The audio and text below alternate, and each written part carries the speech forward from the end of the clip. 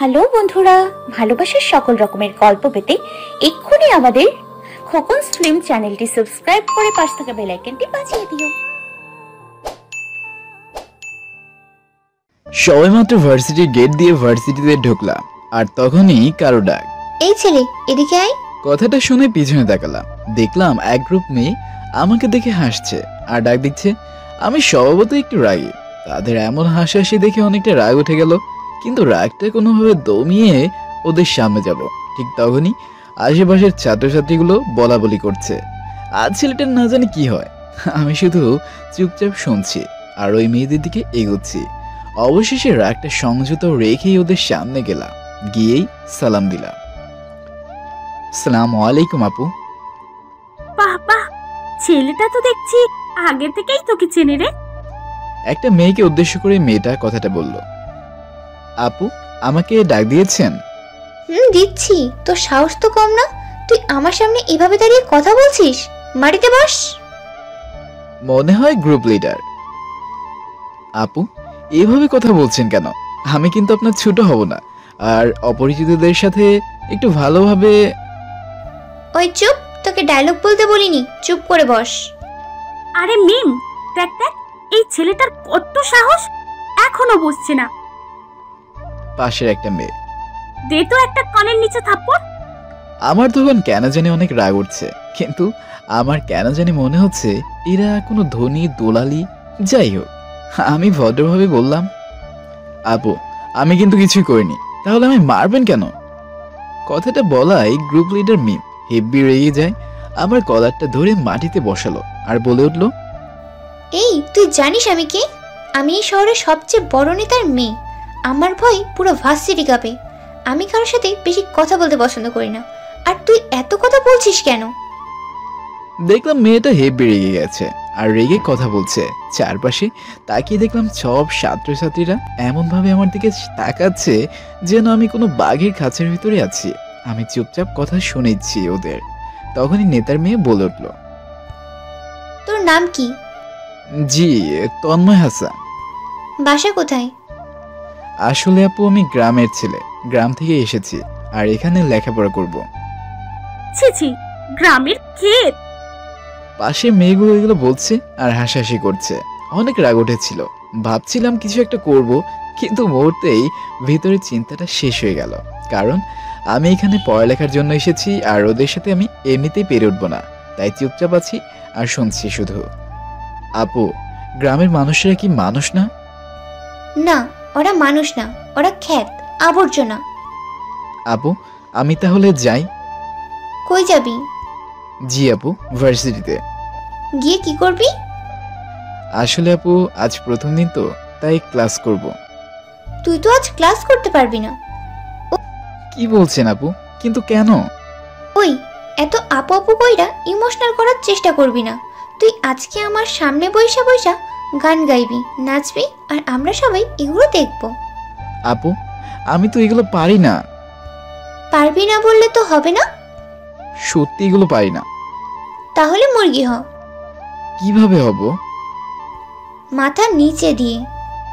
আমি তো পারি না, তো আপনি একটু শিখিয়ে দেন। আপনি নিজে একবার হন, তারপর না হয় দেখে দেখে শিখে নিব। বলার পরই হেব্বি রয়ে গেছে। রেগে গিয়ে আমার কলারটা ধরে বলে উঠল, শালা তোর সাহস কত, তুই আমাকে বলিস কিনা আমি মুরগি হতে? আসলে ভুল হয়ে গেছে, আর হবে না। যা, তোকে আজকের মতো ছেড়ে দিলাম। ওরে আল্লাহ রে, বেঁচে গেলাম। হাই রে আল্লাহ, এখানে যদি রাগ দেখায় তাহলে তো ওই মেয়েটা আমাকে চিবিয়েই খাবে। ক্লাসের ভিতরে ঢুকলাম, ঢুকার সাথে সাথে একজন বলে উঠল, ভাই তোমার কপালটা মনে হয় অনেক ভালো, আজ বেঁচে গেছো। ও আসলে এমন না। সহপাঠী হবে হয়তো। ভাইয়া, মেয়েটা এমন কেন? আসলে ভাইয়া মেয়েটার বাবা এই শহরের নামকরা একজন রাজনীতিবিদ।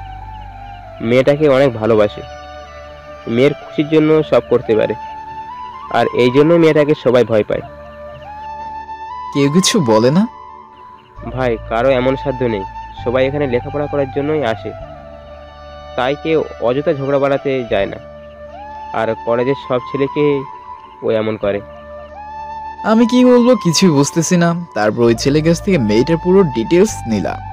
যাক, পরের কাজটা দেখা যাবে। পরের দিন ভার্সিটিতে ঢোকার সাথে সাথে নেতার মাইয়া ডাক দিল। সামনে গিয়ে একদম অবুঝ বালকের মতো দাঁড়িয়ে রইলাম।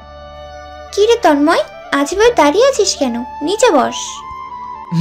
বসছি। একটা কথা বলবো? বল। আজকে আমার না একটু পড়া আছে, আমি যাই। কি কইলি? তুই যাবি মানে? যাবো মানে যাবো, আর কিছু বলবেন? ওই তুই এভাবে কথা বলছিস কেন? আপনার সাথে অনেক ভালোভাবে কথা বলেছি, আর পারবো না, আমি গেলাম। যখন যেতে চাইলাম ঠিক তখনই মিম আমার কলারটা ধরলো। আমি এবার রেগেই বলে উঠলাম, শার্টের কলারটা ছেড়ে দিন। আরে আরে মিম, তুই দেখছিস ছেলেটার কত সাহস দেখাচ্ছে? সাথে এক ডাইনি। প্যাটাকে পাশের আবর্জনায় নর্দমায় নিয়ে ধাক্কা মেরে ফেলে দে। ঠিকই বলেছিস। ওই তুই চল। দেখুন, আপনি নেতার মেয়ে বলে যা খুশি করতে পারেন না। আমি কি পারি আর কি না পারি তোকে এখনই দেখাচ্ছি। বলে মিম আমার কলারটা অনেক টানতে টানতে কোথায় যেন নিয়ে যাচ্ছে। ভার্সিটির সবাই খুব করুণ দৃষ্টিতে আমার দিকে তাকিয়ে আছে। আমার অনেক রাগ হচ্ছে, কিন্তু নেতার মেয়ে বলে কেউ সামনে আসলো না, আর আমিও পারছি না কিছু করতে। অবশেষে একটা পচা নোংরা নর্দমার সামনে নিয়ে গেল, আর ভার্সিটির সবাই আমাদের পিছনে পিছনে এগোতে লাগলো। সবার করুণ দৃষ্টি দেখে নিজেকে কেমন জানি লাগছে, নিজেকে অসহায় মনে হচ্ছে। নর্দমার সামনে গিয়ে আমাকে বলল, আমার সাথে যারা কোনো তর্ক করে তাদের আমি এই পচা ডোবাতে ডুবিয়ে মারি। এখন তোকেও এটাতে ফেলবো। দেখুন, এটা কিন্তু একদম ঠিক হচ্ছে না। আর একটু ভেবে দেখুন এটা কতটা নোংরা। প্লিজ এমন করবেন না। মিম, দে তো ধাক্কা মেরে ফেলে। ওর সাথে এত কথা কিসের? দিচ্ছি। ভালো হবে না কিন্তু। কি বললি?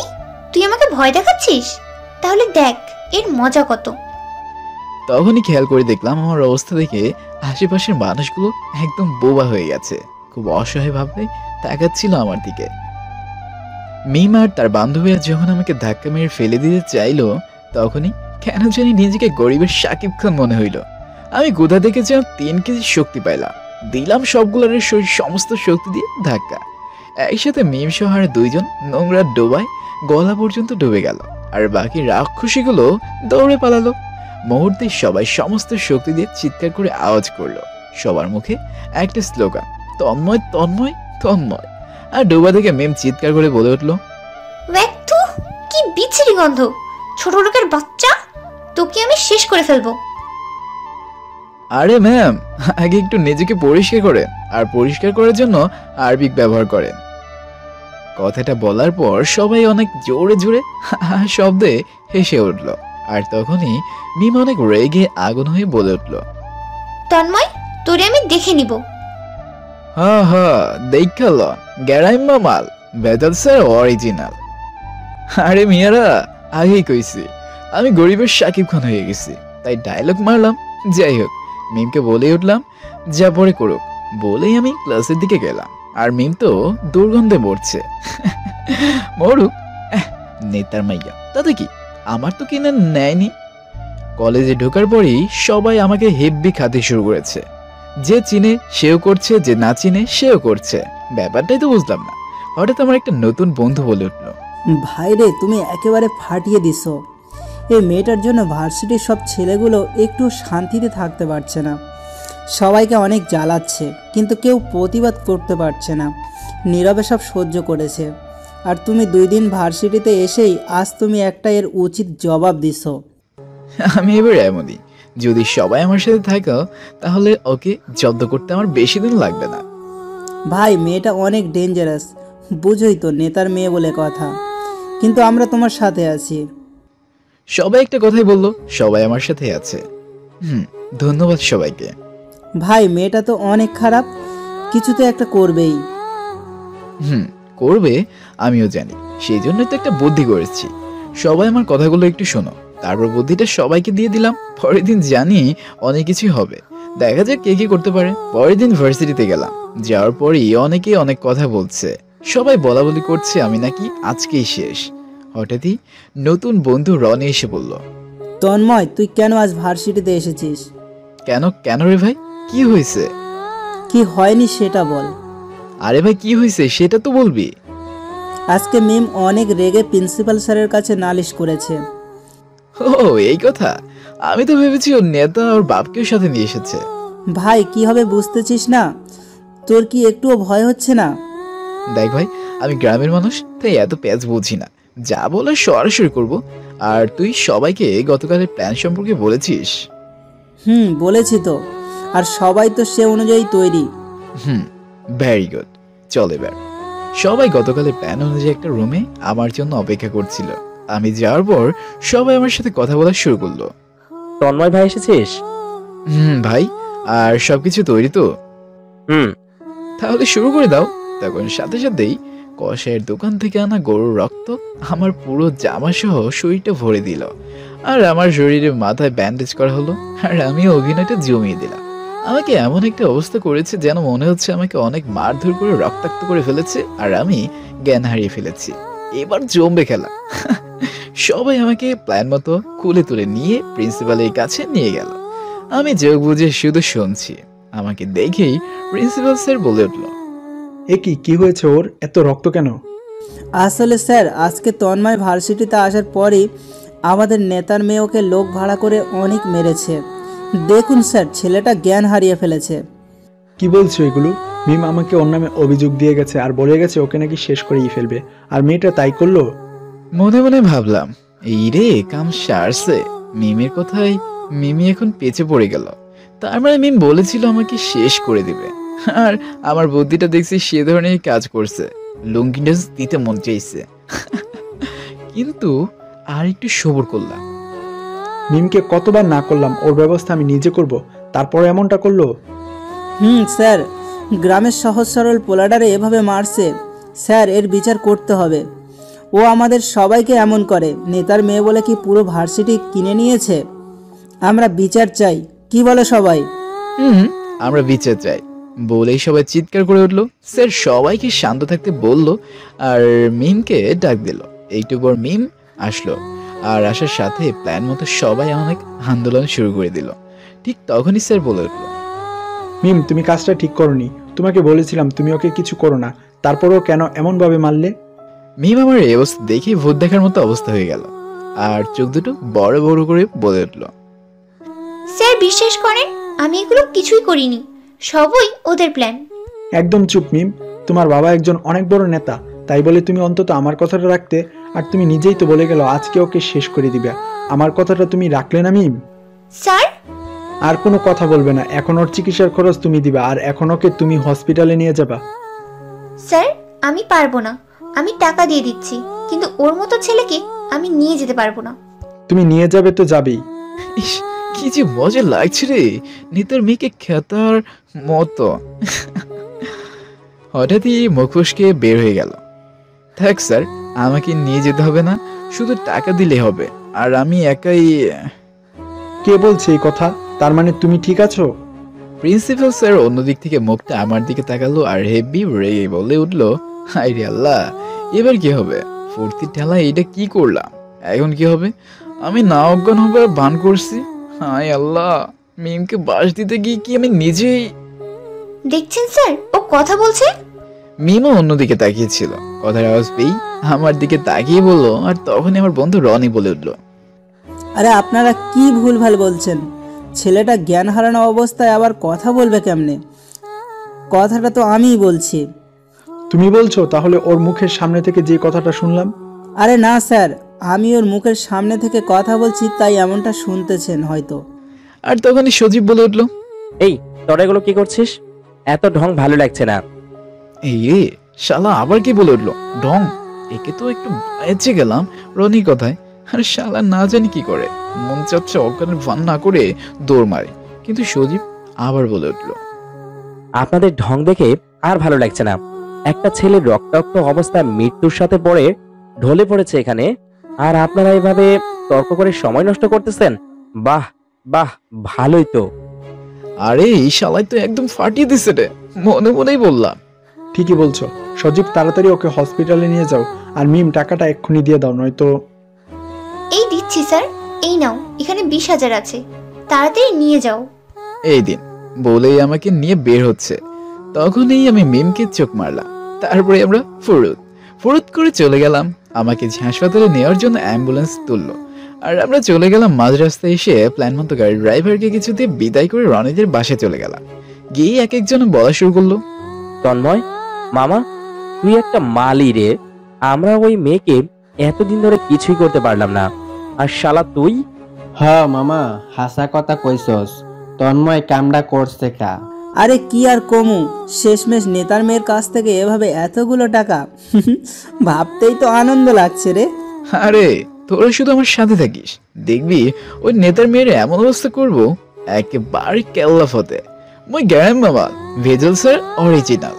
সবাই তখন হো করে হেসে উঠলো, আর আরেক বন্ধু বলে উঠলো, মামা গাড়ি ভাড়া দিয়ে 18,000 আছে, এগুলো কি করব? আরে শালা, ভার্সিটিতে এতগুলো নতুন ফ্রেন্ড পাইছি, সবগুলোই মনের মতো। তো তোমরা কি একটা পার্টি দিবে না নাকি? নেতার মেয়ের টাকায় ফ্রেন্ড সেলিব্রিটি পার্টি চলবে। হ মামা, একদম ঝাক্কাস হইব। কিন্তু মিম আবার যদি পরে সমস্যা করে? ওইটা পরে দেখা যাবে, আর কালই পার্টি দিব। তাই হবে। সবাই একই কথা বলে উঠলো। যাই হোক, আবার মনটা উড়ু উড়ু করছে, আর মনের ভিতরে একটা গানই বাজছে, আমার মন যে করে উড়ু উড়ু উড়ু উড়ু। আচ্ছা, তাহলে কাল বিকেল 3টার সময় উপস্থিত থাকবে বলেই চলে আসলাম। পরের দিন কি শান্তি, সবাই মিলে ভালো একটা নাম করা রেস্টুরেন্টে ওড়া ধরে খাওয়া শুরু করলাম। নেতার মেয়ের টাকা বলে কথা। তন্ময় মামা, তুই একটু বেশি বেশি খা। ওই রনি, তন্ময়কে চিকেনটা দে তো। আরে না না, লাগবে না। আরে মামা, তোর কারণে আজকে নেতার মেয়ের টাকাই খাচ্ছি। তোর বোকা, খা তো। সবাই অনেক মজা করে খাচ্ছে, অনেক আনন্দ করছি। আর তখনই রনি হা করে বলা শুরু করলো। পিছনে তাকাইয়ে দেখি মেম আর তার দলবল নিয়ে আমাদের দিকেই আসছে, সবার হাতে হকস্টিক। আমি মেমের দিকে একটু তাকিয়ে পিছনে পিছনে দেখলাম একটা শালাও নাই, সবগুলো আমাকে ফেলেই চলে গেছে। এবার আমার কি হবে? পিছনে তাকিয়ে দেখি একটা শালাও নাই, আর ওইদিকে আমার কাছে মিম সহ তার ডাইনি বান্ধবীগুলো এসে পড়লো। এসেই আমার চারপাশে মুহূর্তে ঘিরে ফেললো। মিম বলে উঠলো, শালা গেরাইমা খ্যাত, তোর কত বড় সাহস, তুই আমার টাকা দিয়ে পার্টি করিস আর আমার এলাকায় থেকে আমার সাথে চিটিং। এবার কই যাবি? কি বলবো তখন কিছুই বুঝতে পারছি না। শালার বন্ধু এগুলা, এদের মতো বন্ধু না থাকে ভালো। কথাগুলো মনে মনে বলছিলাম, তখনই মিমের এক বান্ধবী বলে উঠলো, ওর সাথে এত কথা কিসের? কি রে মিম, তুই এখনো দাঁড়িয়ে আছিস কেন? ওর হাত পা ভেঙে রাস্তায় ফেলে দে, আর তুই বুঝিয়ে দে নেতার মেয়ে মিম কি জিনিস। ও মাইরে, শালা মাইয়াটা বলে কি হাত পা শেষ করে ফেলবে? তখন আরেকজন বলল, মিম আর দেরি করিস না, আমি আর সহ্য করতে পারছি না, শুরু কর। আমি মনে হয় আজ শেষ রে, মাথায় কিছুই ঢুকছে না। হঠাৎ একটা বুদ্ধি খেলে গেল মাথায়, আর তখনই মিম বলে উঠলো, ঠিকই বলেছিস, শুরু কর, ওর হাত পা শেষ করে দে। ওই বলে সমস্ত শক্তি দিয়ে আমার দিকে তেড়ে আসলো। আর তখনই ভাবলাম, না, আটকাতে পারলে আমি শেষ। তাই বলেই উঠলাম, এই দাঁড়ান দাঁড়ান, মারবেন ভালো কথা, কিন্তু একটা কথা কি শুনুন। না, শুনবো না, তোকে এখন শেষ করে দিব। হ্যাঁ মিম, কোনো কথা শুনবি না, এক্ষুনি শুরু কর। আমি জানি ম্যাম, আমি যা করেছি সব ভুল করেছি, কিন্তু দয়া করে একটা কথা শুনুন। তারপর আমার হাত পা মাথা যা ইচ্ছে যা আছে সব ভেঙে ফেলবেন, কিন্তু কথাটা তো শুনেন। বল। না মিম, কোনো কথা শুনবি না। এই ডাইনি, তুই কোনো কথা বলবি না, তোর জন্য সব এমন হয়েছে। নতুন ধান্দা ধরলাম বাঁচার জন্য। ওই গ্যারাইমা ক্ষেত, তুই আমাকে কি বললি? মিম ম্যাম, দেখছেন কথাটা বলতেই দিচ্ছে না। তুই বল। আসলে হয়েছে কি ম্যাম, ও কি আপনার সত্যিকারের বান্ধবী? কি? তখনই হাত দিয়ে ডাইনিটাকে ইশারা দিলাম, আর ওকে ফাঁসানো বুদ্ধি করলাম, কারণ সব থেকে বেশি ওই আমার নামে মিমের কাছে বিষ দিচ্ছে, যে ভাবো সেই কাজ। তুই নীলার কথা বলছিস? ও, তার মানে এর নাম নীলা। ভালো হয়েছে, এবার বাসটা দিয়েই দে। ওর কথাই তো বলছি। ও আপনার কেমন ফ্রেন্ড? ও তো বান্ধবীর নামে শত্রু। ওই তুই কি বললি? আমি মিমের শত্রু? তোকে তো এখনই শেষ করে দেব। দেখছেন ম্যাম কিভাবে খেপেছে, কথাটা তো বলতেই দিচ্ছে না। বল। দেখুন ম্যাম, আমি গ্রামের সহজ সরল পোলা, আর আপনি এই শহরের নাম করে একজন নেতার মেয়ে, তারপর আবার অনেক রাগী। আপনার মুখের উপর কথা বলবে এমন ছেলে এই শহরে একটাও নেই, কিন্তু আমি একমাত্র একটা ছেলে যে আপনাকে নোংরা ডোবাতে, তারপর চিটিং করে টাকা মেরে দিছি। তারপর আমি মাত্র 2 দিন ধরে ভার্সিটিতে এসেছি, কিন্তু এত কম সময়ে এত সাহস আমি কিভাবে পেলাম? একবারও কি জানতে ইচ্ছে হয়নি? একদম আসামি সেজে অভিনয়টা করেই বললাম। তাই তো, এটা তো ঠিকই বলেছিস। তুই এত সাহস পাইলি কেমনে? তোরে আজ আমি শেষ করে তোর সাহসও শেষ করে দিব। আরে ম্যাম, আগে তো শুনবেন কেন এমন করেছি, শোনার পর না হয় আমাকে শেষ করে দিবেন। বল। আসলে ম্যাম, নীলা আপনাকে অনেক হিংসে করে। আপনাকে ওই একদম চুপ, তোকে তো আমি শেষ করেই দেব। দেখেছেন ম্যাম, আমাকে সত্যিটা বলতে দিচ্ছে না। ওই সবাই একদম চুপ, ও আগে বলুক। যা বলছিলাম, নীলা আপনাকে একদমই সহ্য করতে পারে না।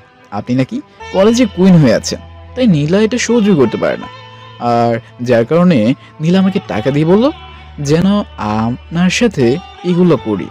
তোকে আমি শেষ করেই ফেলবো বলেই নীলা আমার উপর ঝাঁপিয়ে পড়ল, আর মিম তাকে থামিয়ে আবার বলল, তুই যে এগুলো বলছিস তার প্রমাণ কি? দেখেন ম্যাম, আমি আসলে এত কিছু জানতাম না, কিন্তু এখানে এসে এখন সব বুঝতে পারছি। আপনি সত্যি এখানকার কুইন, আপনার মতো আর কেউ এখানে হতেই পারবে না। এমন 100টা নীলাও যদি বন্ধু হিসেবে আপনার ক্ষতি করতে চায়, তাহলে আপনার কিছু করতেই পারবে না। অভিনয় করে একটু কান্না করিয়ে দিলাম, আর খোঁচাটা ভালোভাবেই দিলাম। ওই তুই যা বলার ভালো করে বল। আসলে ম্যাম, নীলাইয়া আমাকে এগুলো করতে বলেছে, আর বললামই তো, আমাকে টাকাও দিয়েছে, আর বলেছে আমি যেন আপনার সাথে পাল্লা দিয়ে ভার্সিটিতে সবার সামনে আপনাকে ছোট করি, যেন সবাই আপনাকে ছোট মনে করে দেখে। আর আমি মাত্র টাকার জন্য এমন করেছি, আর বোঝেনি তো গরিবদের টাকার প্রতি। মিম, তুই বিশ্বাস কর, আমি এগুলো কিছুই করিনি। বিশ্বাস কর মিম। ওই, তোর কাছে কোনো প্রমাণ আছে? মিম ম্যাম, আমি গ্রামের মানুষ, এত কিছু বুঝি না, তাই প্রমাণ রাখিনি। আপনি একটা জিনিস খেয়াল করুন, আপনার সাথে যতবার আমি কথা বলেছি ততবারই আপনার অন্য বান্ধবীদের তুলনায় নীলা আমার সাথে বেশি রাগ দেখাচ্ছে, যেন আমিও আপনার সাথে রাগ দেখাই। সেজন্য রাগ দেখি আমার। থাক, আর বলতে হবে না, আমি বুঝে গেছি। ছি নীলা, তুই আমার সাথে এটা করতে পারলি? ও তো আমার বাইরের মানুষ, আর তুই আমার ফ্রেন্ড। বিশ্বাস কর মিম। থাক, আর বলতে হবে না। বলেই মিম সেখান থেকে চলে গেল, আর তার সাথে সবাই চলে গেল। রে, বুদ্ধিটা কাজে দিছে, এবার তোর ঝগড়া কর। আমি গেলাম, বেঁচে গেলাম গো, বেঁচে গেলাম, ডাইনিগুলোর হাত থেকে বেঁচে গেলাম। বলেই মনে সুখে লঙ্গি ডান্স দিতে দিতে আমার ম্যাচে চলে গেলাম। এবার দেখ কার মার কে খায়।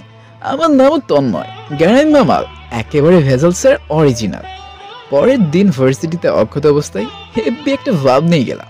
আমার ইন্দুরের মতো বন্ধুগুলা আমাকে দেখা মাত্র চোখ দুইটা বড় বড় করে ভূতে ভূত বলে দৌড় দিয়ে আমার কাছ থেকে পালালো। ব্যাপারটা বুঝলাম না, আমি কিছু না বলে ক্লাসে ঢুকে গেলাম। ক্লাসে ঢোকার পর আমাকে ভয় পেয়ে সবাই পালাচ্ছে। ঠিক তখনই রনিকে ধরে ফেললাম, আর রনি আমার পায়ে পড়ে কান্না করতে করতে বলল, ভাই তন্ময়, আমাকে মারিস না, কাল তোকে বাঁচাতে পারলাম না, আর মিম তোকে মেরে ফেলেছে, তার জন্য ভূত হয়ে আমাদের মারতে এসেছিস। আমাকে ছেড়ে দে ভাই, তোর পায়ে পড়ি। ও এই ব্যাপার। ওরা ভাবছে গতকাল নীলা আমাকে মারতে মারতে মেরে ফেলেছে, আর আমি ভূত হয়ে ওদের কাছে এসেছি। আর তখন রনির কানে জোরে টান দিয়ে ধরলাম, আর বলে উঠলাম, আরে হারামি, ওই মিম মুরগির ডিম আমাকে কিছুই করতে পারেনি। উল্টো আমি এমন এক বুদ্ধি করেছি, উল্টো ওদের ভিতরেই ঝগড়া ধরাই দিছি। আমি বিশ্বাস করি না, আমাকে মেরো না প্লিজ। আরে শালা, আমি ঠিক আছে। অনেক বোঝানোর পর রনিকে বোঝাতে পারলাম আমি ভূত না মানুষ। আর তখন রনি বলে উঠল, মারে এটা কিভাবে সম্ভব? তারপর রনিকে সব খুলে বললাম, আর বলার পর ও তো অবাক হয়ে গেছে, আর বলা শুরু করলো, মামা তোর মাথায় তো অনেক বুদ্ধি। চুপ শালা, বিপদে বললে চোরের মতো ভাগিস, আর এখন আলগা পিরিত। মামা ভুল করছি, আর হবে না। হ্যাঁ হ্যাঁ, আমরাও আর করবো না। পিছনে তাকিয়ে দেখি আমার ইন্দুর বন্ধুগুলা। যাই হোক, সবার সাথে অনেকক্ষণ হাসি করলাম, আর সবাই তখনই আমাকে বস বলা শুরু করে দিল।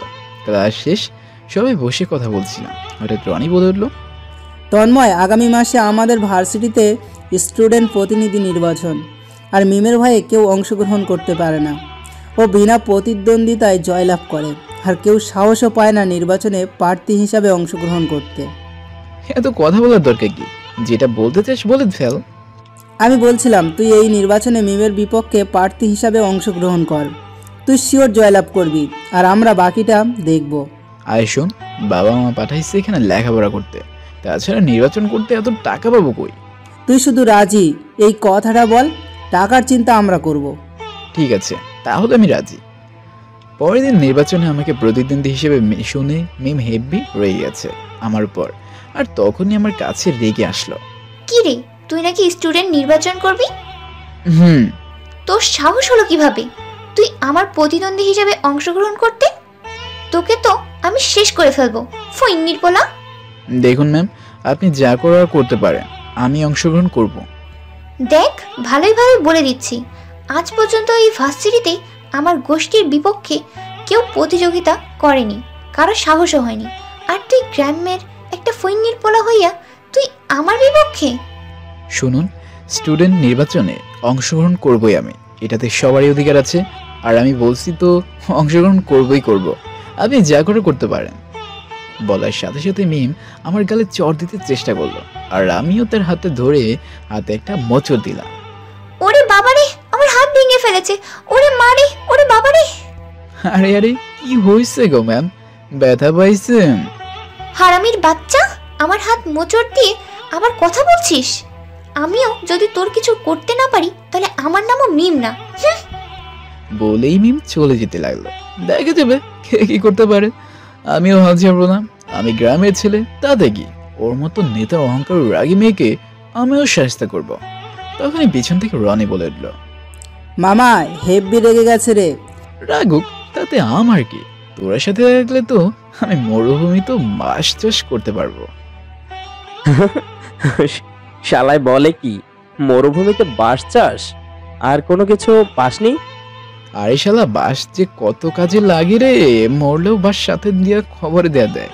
আর বেঁচে থাকার সময় তো এই বাঁশ ওই বাঁশ কত বাঁশ খাইতে হয়, আর মিমকে ওরা ধরে বাঁশ দিব, আর বাঁশের যেন অভাবই না হয়। তাই থাক, হার বলতে হবে না। এবার একটা কথা শোন। বল। মামা, মিম যেভাবে রাগ করেছে, তুই একটু সাবধানে থাকিস। ডাইনিটা যে কখন কি করে বসে বলা তো যায় না। আরে মামা, তুই চিন্তা করিস না, তোর নির্বাচনের প্রস্তুতি নে, আর বাকিটা আমি দেখব। মামা রে, তোরে কিছু বলবই না, তুই গ্যারাইমের পোলা, একখান মালই তুই রে। হ্যাঁ, গ্যারাইম মামা, ভেজাল স্যার অরিজিনাল। বলেই সেখান থেকে চলে আসলাম। পরের দিন ভার্সিটিতে যাওয়ার পরই রনি এসে বলে উঠলো, সর্বনাশ হয়ে গেছে দোস্ত, একদম সব শেষ হয়ে গেছে। আরে শালা, এভাবে না ভেঙে পড়ে সরাসরি বল। দোস্ত, মিম সবাইকে বলে দিয়েছে যদি তোকে কেউ ভোট দেয় তাহলে তার অবস্থা খারাপ করে ফেলবে। আরে বোকা নাকি, কে কাকে ভোট দিবে সেটা মিম জানবে কি করে? কিভাবে জানবে জানি না, তবে ও যদি জয়লাভ না করতে পারে তাহলে ভার্সিটির সবাইকে শেষ করে দিবে। বললেই হলো নাকি? মামা, ও বললে সবই হয়, বুঝোস তো, নেতারই মেয়ে। নেতার মেয়ে হয়েছে তাতে কি হয়েছে? প্রধান মেয়ের মন্ত্রী তো আর হয়নি, ও কি করবে সেটা দেখা যাবে। মামা, আমাদের তো তোর জন্য ভোটও চাইতে দিবে না। দিতে হবে না, আমার ভোট আমি নিজেই চাইবো, তোরা শুধু অন্য দিকটা সামলা। যেই ভাবা সেই কাজ, চুপ করে ভার্সিটিতে ঢুকে গেলাম, আর যা করার সবই করলাম। এমনভাবে ভোট চাইলাম কেউ বুঝতে পারলো না। হঠাৎ একটা জিনিস খেয়াল করলাম, মিমের একটা ফ্রেন্ড আমাকে অতিরিক্ত ফলো করছে। আমি কি করছি সব লুকিয়ে লুকিয়ে দেখছে। আমি জিনিসটা ভালো করে দেখলাম, আর আমার কাছে পুরোপুরি পরিষ্কার আমাকেই ফলো করছে। তার মানে আমার প্ল্যানটাও জেনে গেছে। এবার কি হবে? মিম জানতে পেরে গেলে তো অনেক সমস্যা হবে, যেভাবে হোক আটকাতেই হবে। যেই ভাবে সেই কাজ। আমি পিছন পিছন থেকে লুকিয়ে মেয়েটার কাছে গেলাম, যাওয়ার পর পিছন থেকে বলে উঠল, এই যে ম্যাম, আমাকে ফলো করছেন? আমাকে পিছন থেকে হঠাৎ দেখে ভূত দেখার মতো চমকে উঠলো, আর বলে উঠলো, তুই? আপনিও তো দেখছি ভারী খারাপ মানুষ, আমি আপনার একটু হলেও বড় হব, আমার সাথে কি এভাবে কথা বলা ঠিক হচ্ছে? হচ্ছে। আচ্ছা, আপনিও কি ছেলেদের দেখতে পারেন না? না, পারি না। কেন, সেকেমাকে খেয়েছেন নাকি? এই যে ভালোভাবে কথা বল, আমাকে কে ছাকা দেবে? আমি তো শুধু একজনকে কি বলেন বলেন? না, কিছু না। আমি বুঝতে পেরেছি, আপনি একজনকে ভালোবাসেন, কিন্তু সে আপনাকে পছন্দ করে না। আর করবেই কিভাবে? এমন ডাইনের সাথে থাকলে কে আর পছন্দ করবে বলেন? একটু খোঁজা মেরেই বললাম। বলার পরে দেখলাম মেয়েটার চোখে পানি এসে গেল। ও মাইরে, কি আবেগ রে! একটু কথা না বলতেই কান্না। দেখি কাজে লাগাতে পারি কিনা। প্লিজ আপু, কাঁদবেন না। আমি কান্নাটা কেন জানি সহ্য করতে পারছি না। আসলে আমারও আপনার মতো একটা বোন ছিল, একেবারে দেখতে হুবহু আপনারই মতো। মিথ্যা অভিনয় করে কাজে লাগানোর চেষ্টা করছে আর কি। আপনারও আমার মতো বোন ছিল? কি হয়েছে তার? আবেগটা একটু বেড়েই গেল তার। আসলে আমার বোনটা অনেক খারাপ ভাবছিল, তার একটা ছেলের সাথে প্রেম করত, কিন্তু বাসা থেকে মেনে নেয়নি। তাই আমার বোনটা আমাদের গ্রামের কচু খেতে ফাঁসি দিয়া মইরা গেছে বলেই হো হো করে নাকে কান্না শুরু করলাম। কচু খেতে ফাঁসি দিয়ে আবার মানুষ মরে নাকি? কি আর কি করছেন নাকি? মনে হয় কাজে আসবে, কারণ তুই থেকে আপনি হইয়া গেছে। আর একটু বাজাইয়ে দেখি। আসলে আমাদের গ্রামে কচু গাছগুলো অনেক বড়, বড় গাছের থেকে বড়, বুঝতেই পারছেন। আর আমার বোন যেদিন থেকে মারা গেছে সেদিন আমি প্রতিজ্ঞা করছি, আর কোনো বোনকে আমি এভাবে আপন মানুষকে হারানো বেদনা পেতে দিব না। তা আমাকে বলছেন কেন? আপনাকে আমি যেহেতু বোন বলেই ফেলেছি, তো বলো বোন, তোমার মনের মানুষকে কেন কাছে পাচ্ছ না? আসলে ভাইয়া, মিমের জন্যই পাচ্ছি না, ওর জন্যই আমি কোনো রিলেশন করতেই পাচ্ছি না। এই রে, এ তো মেঘনা চিতে বৃষ্টি। একটু ভালোভাবে কথা বলে তুই কি আমার দলে আনা খুব সহজ। যাক, আমার কাজ শুরু করে দে।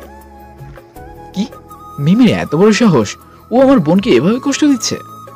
ওকে তো আমি ছাড়বই না। তার আগে বলো বোন, কি তোমার মনের মানুষ যাকে না পেয়ে এত কষ্ট পাচ্ছ? আজই তার সাথে আমি তোমার সম্পর্ক করিয়ে দিব। সত্যি বলছো ভাইয়া?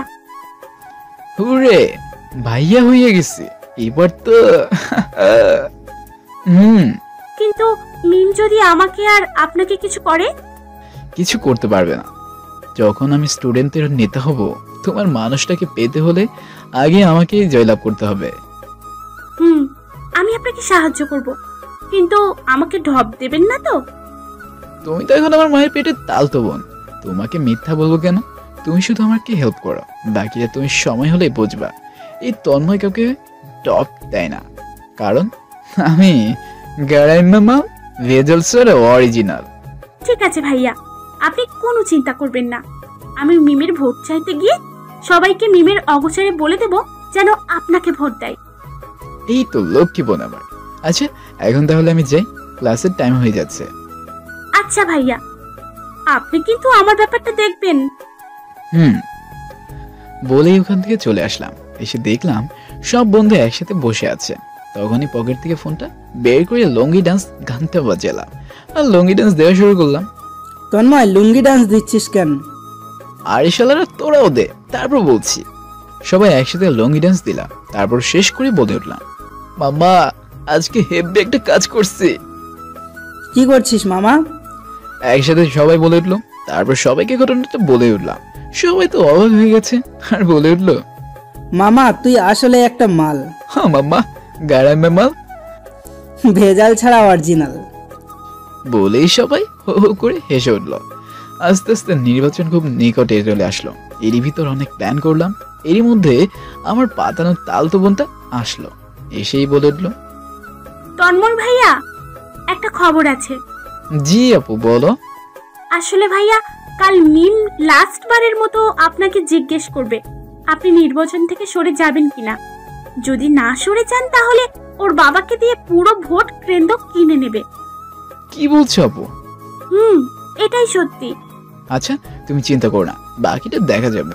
ভাইয়া, আপনাকে কিন্তু জয়লাভ করতেই হবে, আর আমার মনের মানুষ। সেটা আর বলতে হবে না। আচ্ছা, এখন চলে যাও, নয়তো মিম দেখলে আবার সমস্যা হবে। তারপরে চলে গেল। ঠিক ওর কথা মতোই পরের দিন মিম আসলো আর এসে আমাকে বলে উঠলো, এই যে হারামির বাচ্চা, ভালোই ভালোই বলছি, তুই এখনো সরে যা, নাহলে অনেক খারাপ হবে। আমিও তাই ভাবছি, আসলেই আমারই ভুল হয়েছে, আমি স্বইচ্ছায় সরে যাব। তখনই সবাই আমার মুখের দিকে অবাক হয়ে তাকিয়ে রইল, বিশেষ করে আমার তালতো পাতানো বোনটি একটু বেশি অবাক। মিম বলে উঠল, এতক্ষণে বুঝতে পেরেছিস, বোঝার জন্য ভালো, নয়তো। আমি জানি ম্যাম, আর বলতে হবে না, নয়তো আমার অবস্থা এতটা করুণ হবে যা দেখি সবাই আপনাকে নতুন করে আবার চিনবে। কিন্তু আমি গ্রামের পোলা, বাবা মায়ের অনেক আদরের, আমি চাই না আমার একটু ভুলের জন্য বাবা মায়ের কুল খালি হোক। আমি সরে যাব, কিন্তু এখন তো সরে যাবারও সময় নেই, আর মাত্র 2 দিন, তারপর নির্বাচন। তাও ঠিক। এক কাজ কর, তুই ভার্সিটির সবার কাছে আমার হয়ে ভোট চাইবি, আর তোকে যেন ভোট কেউ না দেয় সেটাও বলে দিবি। ঠিক আছে। আর ভুলেও চালাকি করবি না, তোর সাথে আমার লোক থাক। তখন তাদের একজন বান্ধবীকে আমার সাথে গার্ড হিসেবে দিতে চাইলো। তখনই আমার পাতানো তালতো বোনকে ইশারা দিলাম, আর ও তখন বলে উঠল, মিম, আমি এই ফাজিলের সাথেই থাকবো, আর ও অনেক চালাক, সেই জন্য আমি তার সাথেই যেতে চাই। ভালো করে দেখবি যেন কোনো চালাকি না করতে পারে, আর চালাকি করলেই আমাকে কল করে জানাবি। তারপর আমার পাতানো বোনকে আমার সাথে দিয়ে দিল গার্ড হিসেবে। আমার তখন তো নাচতে ইচ্ছে করছিল, মিম খালগেটে কুমির আনছে তার জন্য। যাই, ও কটা ভোট পেত, তাও এবার হারাবে। ওর নামে প্রচারণা চালাতে গিয়ে আমার নামে প্রচার চালাতাম। এই বুদ্ধিটাই একটাই কারণ, যদি আমি নির্বাচন থেকে সরে না যাওয়ার কথা বলতাম, তাহলে মিম তার বাবাকে দিয়ে ভোট কেন্দ্র কিনে নেবে। তাই এমনটা করলাম। যাই হোক, 2 দিন পর ভোটের দিন, সবাই ভোট দিচ্ছে। ভোট শেষ হওয়ার পর গণনা চলছে। ফলাফল প্রকাশ করবে বিকেল 5টায়। আস্তে আস্তে সে কাঙ্ক্ষিত সময় এসে গেল। মিম অনেক খুশিতেই আমার সামনে লাফালাফি করছে, কারণ ও মনে করেছে খুব সহজেও জিতে নেবে। বাট আমার কেন জানি মনে হচ্ছে নির্বাচনের ফলাফল আমার পক্ষে আসবে। হঠাৎই মাইকটা বেজে উঠল। এইবারের নির্বাচনে এই প্রথমবারের মতো মিমের বিপক্ষে তন্ময় বিপুল ভোটে জয়ী হয়ে কলেজের স্টুডেন্টের প্রতিনিধিত্ব হিসেবে মনোনীত হয়েছে। মুহূর্তেই আমার বন্ধুগুলো ফুর্তিতে নেচে উঠল, আর অন্যদিকে খেয়াল করে দেখলাম মিম ব্রেকে চিৎকার করে বলে উঠল, না, আমি এটা মানবো না। বলেই সেখানে জ্ঞান হারিয়ে ফেললো। তারপর কি আর করা, মিম তো অজ্ঞান হয়ে পড়ে রইল। আমি এক দৌড়ে মিমের কাছে গেলাম। সবাই তখন মিম অবাক হয়ে আমার দিকে তাকিয়ে আছে। আমি মিমের কাছে গিয়ে ওর বান্ধবীদের ডাক দিলাম আর বললাম সবাই যেন তাকে ধরে। আর তখন ওদের সাহায্য নিয়ে একটা ক্লাসরুমে গিয়ে নিয়ে গেলাম, আর পানি এনে মিমের মুখে ছিটিয়ে দিতে মিম লাফিয়ে উঠল। আর আমাকে ওর সামনে দেখতে পেয়ে ও দেখার মতো চমকে উঠল, আর তখনই আমার কলার ধরে বলে উঠল, তুই কেন আমার কাছে এসেছিস? বারে, আপনি তো খুশির চোটে জ্ঞান হারিয়ে ফেলেছিলেন, তাই আপনাকে। চুপ, কথা বলবি না। আমি খুশিতে জ্ঞান হারাইনি, রাগে অজ্ঞান হয়েছি। এখন বল, তুই কেন আমাকে এখানে নিয়ে আসলি? আপনাকে হেল্প করেছি। আমাকে হেল্প করতে তোকে কে বলেছে? বারে, আমি ভার্সিটির নতুন স্টুডেন্টদের নেতা বা প্রতিনিধি, যাই বলেন না তো বলেন। যেহেতু সবার নেতা আমি, তার সব সাথে সাথে যে ভোট দিয়ে আমাকে নির্বাচিত করেছে, তাই সবার প্রতি তো আমার একটা কর্তব্য আছে, তাই না? একটু খোঁজা দেওয়ার জন্যই বললাম। সবার প্রতি কর্তব্য আছে, তাহলে ওদের সাথে কর্তব্য পালন কর গিয়ে। ধুর ম্যাম, কি যে বলেন, আপনি তো সবার মতো একজন। আর ভাবলাম ভার্সিটির নতুন স্টুডেন্ট নেতা আমি, আর তার প্রথম দিনই একটা স্টুডেন্টের প্রতি কর্তব্য পালন করার একটা সুযোগ পাইছি, তো এটা করে মিস করা যায়। আমি তো আর আপনার বাবার মতো নামের নেতা না যে নিজের কর্তব্য পালন করব না। আমি তো আমার কর্তব্য পালন করবই। নিকুচি করে তোর কর্তব্যের, আর তুই আমার বাবাকে নিয়ে কথা বলছিস? তোকে তো আমি এখন শেষ করে দিব।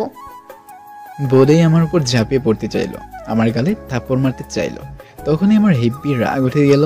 তারপরও নিজেকে একটু থামিয়ে বললাম, মিম প্লিজ পাগলামো করবে না, এটা কিন্তু ভালো হচ্ছে না।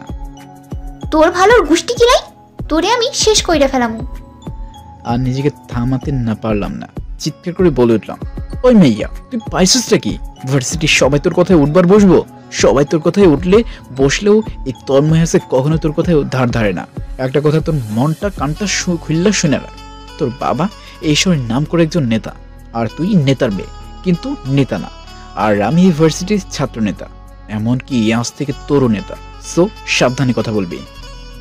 কথাটা বলার পর ইউনিভার্সিটির সবাই তন্ময় তন্ময় স্লোগান দিতে লাগলো, আর মিম বিষধর সাপের মতো ফুসফুস করতে লাগলো। আর মিম অতিরিক্ত রেগে আমার গায়ে আবারও হাত তুলতে চাইল, আর তখনই তার হাতটা আগের মতোই অনেক জোরে মোচড় দিলাম আর বলে উঠল, তোকে ভালোভাবে বলছি আমার পিছনে পাগলা কুত্তার মতো বেশি লাগিস না, কারণ আমার সাথে তুই পেরে উঠবি না। আমি গ্যারাইমা মাল ভেজাল ছাড়া অরিজিনাল, অলওয়েজ মাইন্ডেড। বলেই সেখান থেকে একটা ভাব নিয়ে চলে আসলাম। বাসে এসে পরই রনি, সজীব সহ বাকি সবাই লাফাইতে লাফাইতে বলে উঠল, মামা রে তুই কি জিনিস রে মামা, আমরা তো কল্পনাও করতে পারছি না। তোর যতই দেখছি ততই অবাক হয়ে যাচ্ছি। দূর, তোরা কি বোকা নাকি? অবাক হওয়ার মতো কিছুই করিনি, বুঝেছিস? ধুর শালা, তুই জানিস তুই আজ কত বড় কাজ করেছিস? তুই ওই নেতার মেয়েকে যেভাবে চোখের মধ্যে খোঁচা দিয়ে কথা বলেছিস, আমার মনে হয় না ওর বাবা ওর সাথে এভাবে কথা বলেছে। বলিস কি? হরে মামা, তাহলে তুই মাইয়া আমার 14টা বাজাই ফেলবো রে, যেইভাবে সবার সামনে বাস দিছি। তন্ময় তোর এই কথাটা বোঝাতেই চাইছি। তাহলে এখন আমার কি হবে? যদি আমার শেষ করে দেয় তাহলে তো বাবা মায়ের স্বপ্ন শেষ হয়ে যাইব। কিন্তু এখন তো আর কিছু করার নেই। কিছু করার নেই মানে? আমি আর গ্যাঞ্জাম করবো না, মুই ভালো ভাইয়া যাবো। মামারে, বলা যত সহজ কিন্তু করা ততই কঠিন। আরে শালারা, আমি তো এতক্ষণ একটু ইয়ার কি করছিলাম। ওই মাইয়ার ভাইয়া মেয়ার কি ভালো মক, আমি তো এমনিতে অনেক ভালো। আর ওই নেতার মাইয়া যেসব অন্যায় করেছে তার প্রতিবাদ তো করছি শুধু। তা তো ঠিকই বলেছিস। তোর মতো এমন প্রতিবাদী ছাত্র আমাদের ভার্সিটিতে দরকার, আর আমরা তোর সাথেই আছি। আর এখন কথা না বলে পড়তে বস। বলেই আমিও ফ্রেশ হয়ে পড়তে বসলাম। পরের দিন ভার্সিটিতে গেলাম। যাওয়ার পরে সবার মুখে গতকালের ঘটনাটা বলাবলি করতে দেখছিলাম। সামনে যাচ্ছি, ক্লাসে যেতেই হবে, ঠিক তখনই পিছন থেকে প্রচন্ড জোরে মাথায় আঘাত পড়লো। মাথাটা ভো ভো করে ঘুরছে। পিছনে তাকিয়ে দেখি অচেনা অনেকগুলো ছেলে। ঠিক তখনই আবার আমার মাথায় আঘাত পড়লো। ঠিক তখনই ভার্সিটির সবাই যার যা যা আছে তা নিয়ে ওই ছেলেগুলোর উদ্দেশ্যে দৌড় দিয়ে আসলো, আর ওরা পালালো। তারপর আর কিছু মনে নেই। যখন চোখ খুললাম তখন আমি হাসপাতালে। আমার জ্ঞান ফিরতে রনি বলে উঠল, জ্ঞান ফিরেছে তোর? অনেক ব্যথা লাগছে তাই না? ওই মেয়েকে আমি খুন করেই ফেলবো। আরে ভাই, তোরা কি বলছিস সেগুলা? তোরা ওর কিছু করবি না, তোদের সাথে ওর ঝগড়া নেই। কি বলছিস তন্ময়? তুই আমাদের ফ্রেন্ড, তোকে কিছু করা মানে আমাদেরকে করা, আর আমরা কিছু করব না। দেখ, অযথা তোরা এগুলোতে নিজেকে জড়াবি না। তোরা শুধু আমার পাশে থাকিস, বাকিটা আমি দেখবো। ও আমাকে আঘাত করেছে আর এটার প্রতিশোধ আমি নিব। তুই যা ভালো মনে করিস। আস্তে আস্তে কিছুদিনের ভিতর আমি সুস্থ হয়ে গেলাম। তারপর ইউনিভার্সিটিতে গেলাম, ভাবলাম ওদের উচিত শিক্ষা দিব। তাই যাওয়ার পরে মেমকে খুঁজতে লাগলাম, কিন্তু মেমকে দেখলাম না। ওটা দিয়ে আমার পাতানো বোনটাকে দেখতে পেলাম আর নীলাকে ডাক দিলাম, এই যে আপু, মিম কোথায়? আসলে ভাইয়া। বলো তো ও কোথায়? আসলে মিম কাল 5 দিনের ছুটি নিয়ে তার নানুর বাসায় বেড়াতে গেছে। কথাটা শোনার পর হেব্বি রাগ উঠলো। আমাকে মেরে আরামে বেড়াচ্ছে, ছুটাচ্ছি তোর বেড়ান। আচ্ছা আপু, কোথায় গেছো? আর ওর নানুর বাসা কোথায় জানো? ভাইয়া, ওর নানুর বাসা ফরিদপুরে। ওর নানুর বাসা পুরো ঠিকানাটা জানো? তাহলে পুরোটা বলো। তারপর ওর কাছ থেকে পুরো ঠিকানাটা নিলাম, আর আমি আমার হারামি ফ্রেন্ডগুলো ওখানেই চলে গেলাম। যাওয়ার পর একটা হোটেলে উঠলাম। ওইখানে যাওয়ার কারণ হলো ওখানে ওরে উচিত শিক্ষা দেব। রাতে সবাই অনেক প্ল্যান করলাম, কিন্তু কোনো প্ল্যানই কাজ হচ্ছে না। কিভাবে ওকে শিক্ষা দেওয়া যায়? হঠাৎই রনি বলে উঠল, তন্ময়, একটা বুদ্ধি পাইছি। কি বুদ্ধি দোস্ত? তন্ময়, ওরে তুই ভয় দেখাবি, তাই তো? ওদের ওখানে গিয়ে ভূত সেজে ভয় দেখাই। মামারে, তুই তো হেভি একটা আইডিয়া দিছিস। আয় আমার বুকে আয়। আরে শালা, ভূত সেজে কি ভয় দেখানো যাবে নাকি? সুদীপ, রনি যেটা বলছে সেটা পারফেক্ট আইডিয়া। কিভাবে? আরে শালা, এটা গ্রাম। গ্রামের ভিতর সন্ধ্যাবেলায় সবাই ঘুমিয়ে পড়ে, আর রাতে সবকিছু একদম নিস্তব্ধ হয়ে যায়। তাই ভূত সাজতে হেভি ভয় পাবে। কিন্তু ভূত সাজবে কেমনে? তুই কি জানিস নাকি মিম কোন ঘরে শয়? হাই হাই, তুই তো একদম হাসা কথা কইছস। এটা না জানলে তো ভয় দেখাতে পারবো না। আরে রনি, এটা খুব সহজেই তুই জানতে পারবি। কিভাবে? দেখ ভাই, তুই যেহেতু বুদ্ধিটা দিছস তাই এই কাজটা তৈরি করতে হবে। কি করতে হবে সেটা বল। দেখ ভাই, আমি গ্রামের ছেলে, আমি অনেক কিছু জানি। শোন, তুই কাল হরেক রকমের জিনিস বিক্রি করবি আর ওদের বাসার সামনে গিয়ে তাহলে ওদের বাসা সম্পর্কে অনেক কিছু জানতে পারবে। কি আমি ফেরিওয়ালা সাজবো? না, এটা হতে পারে না।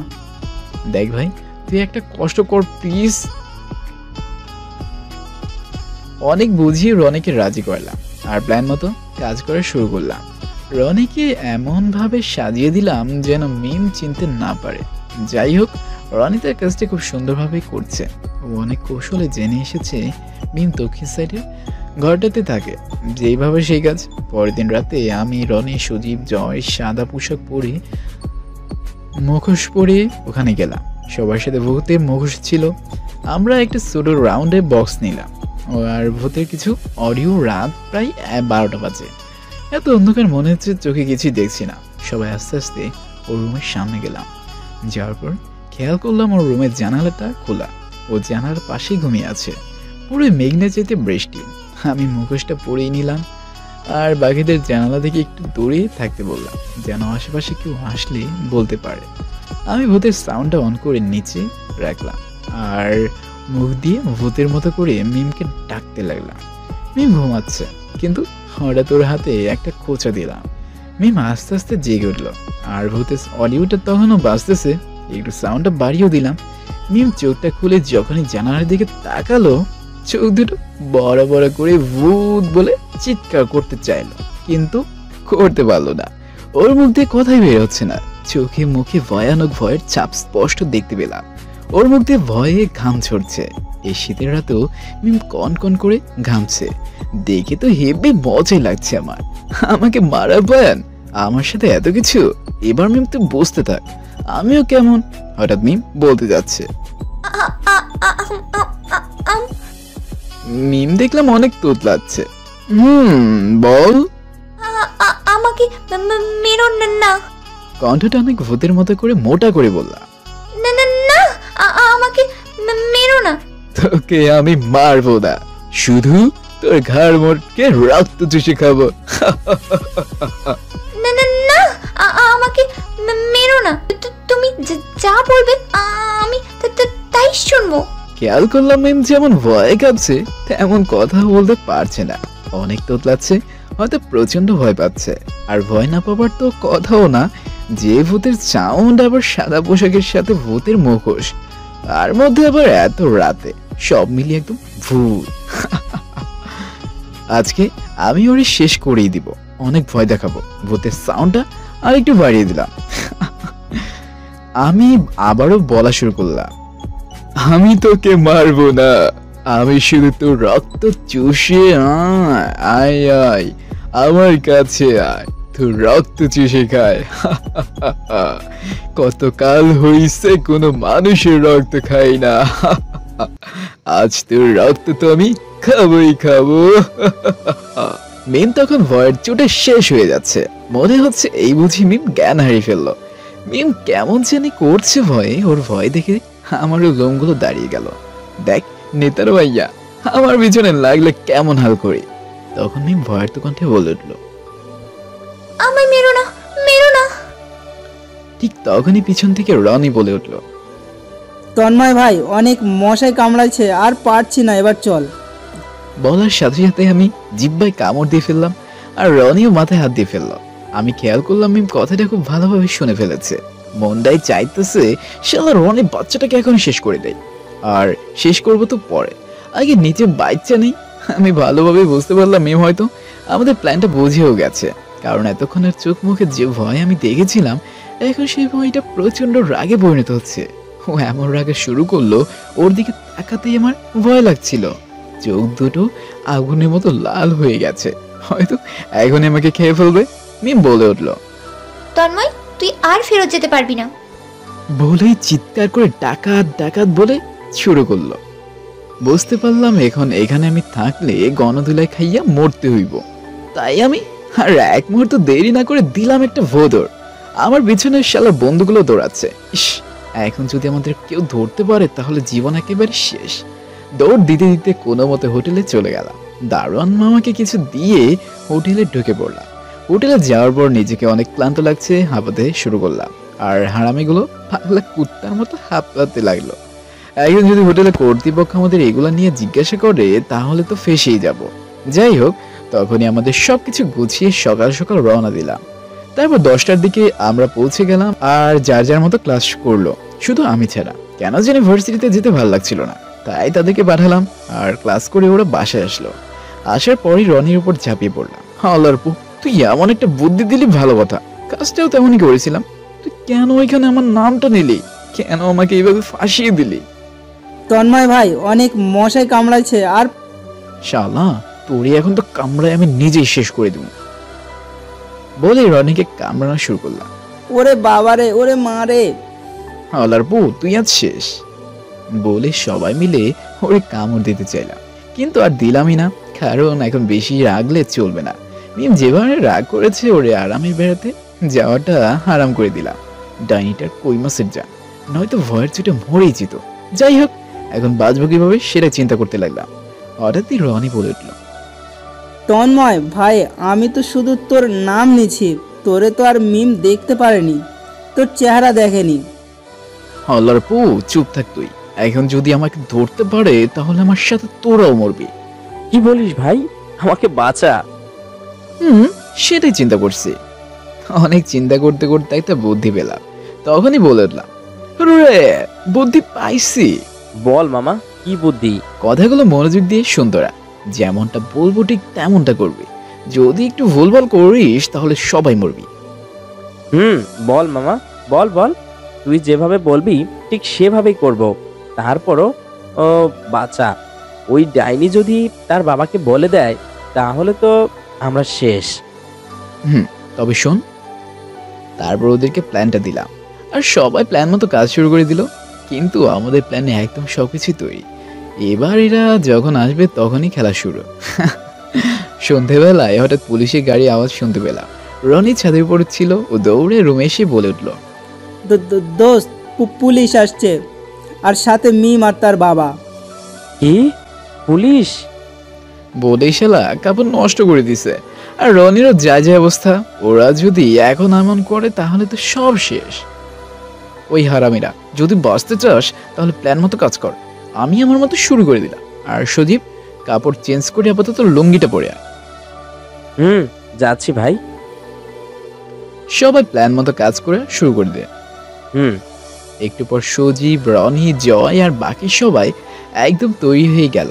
আর তখনই মিম আর তার বাবা পুলিশ সহ আমাদের রুমে হাজির। ওসি সাহেব এসেই বলে উঠল, এখানে তন্ময়কে? কেন স্যার? ওই তোকে যেটা বলছি সেটা বল। এতদিন পরে এসেছেন তন্ময়ের কেসের ব্যাপারে। এতদিন কই ছিলেন? ছেলেটা আজ মৃত্যুর মুখ থেকে যেই বেঁচে এসেছে, আর তখনই আপনারা হাজির। আপনারা তো এটাই পারেন। কি বললি তুই? তোকে তো আমি শেষ করে দেব। ম্যাম, এ ও কি সাথে আছে? সাথে আছে মানে কি? আমাদের ফ্রেন্ডকে এখন মেরে আমাদেরকে ফাঁসাচ্ছেন? কি বলতে যাচ্ছিস তুই?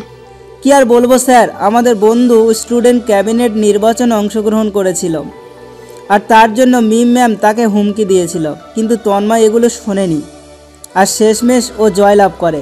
আর এজন্য মিম ম্যাম তাকে গুন্ডা ফাড়া করে মাথা ফাটিয়ে দিছে, আর এখন আমাদেরকে ফাঁসি দিছে। কি? এটা তো অভিযোগ ছিল না। কি বলছো বাবা? আমার মেয়ে এগুলো করেছে?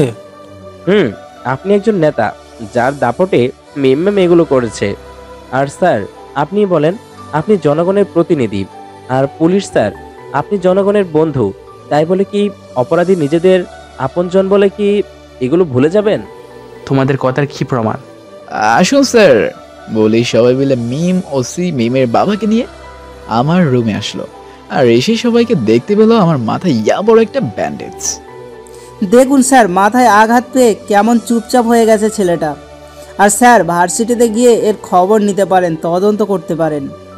স্যার, একটা মাথায় রাখবেন, আপনার মেয়ে যদি অপরাধ করে আমি কিন্তু এর ছাড় কোনোভাবেই দেব না। মিম, তুই সত্যি করে বল, ওরা যা বলেছে সব সত্য কিনা? বাবা, আমার কথার উত্তর দে। বাবা, কিন্তু আমি।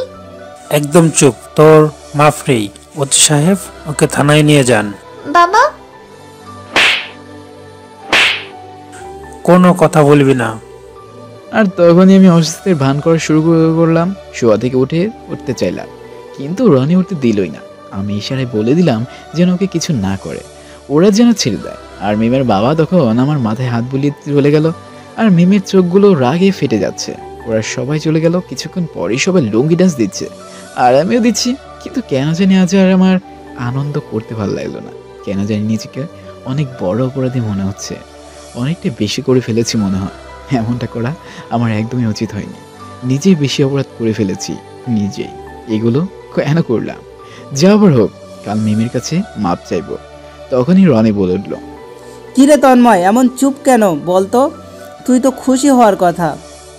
হ্যাঁ রে, কিন্তু কেন জানি নিজেকে অনেক অপরাধী মনে হচ্ছে। হয়তো অনেকটাই বেশি করে ফেলেছি আমরা। ধুর, কাল মিমের কাছে মাপ চাইবো। আচ্ছা তুই যা ভালো মনে করিস। পরের দিন ভার্সিটিতে গেলাম, আর তখনই পরের দিন অনেক জল্পনা কল্পনার পর মিমের সামনে হাজির হওয়ার জন্য ভার্সিটির মাঠ প্রাঙ্গণে উপস্থিত হইলাম। কিন্তু মিমকে দেখতে পেলাম না। কেন জানি খোলা মাঠে নিজেকে ইতিম ইতিম লাগছে। হঠাৎই খেয়াল করলাম মিম আর তার বান্ধবীরা ক্লাস শেষ করে মাত্র বের হয়েছে। আর তখনই তাদের সামনে গেলাম।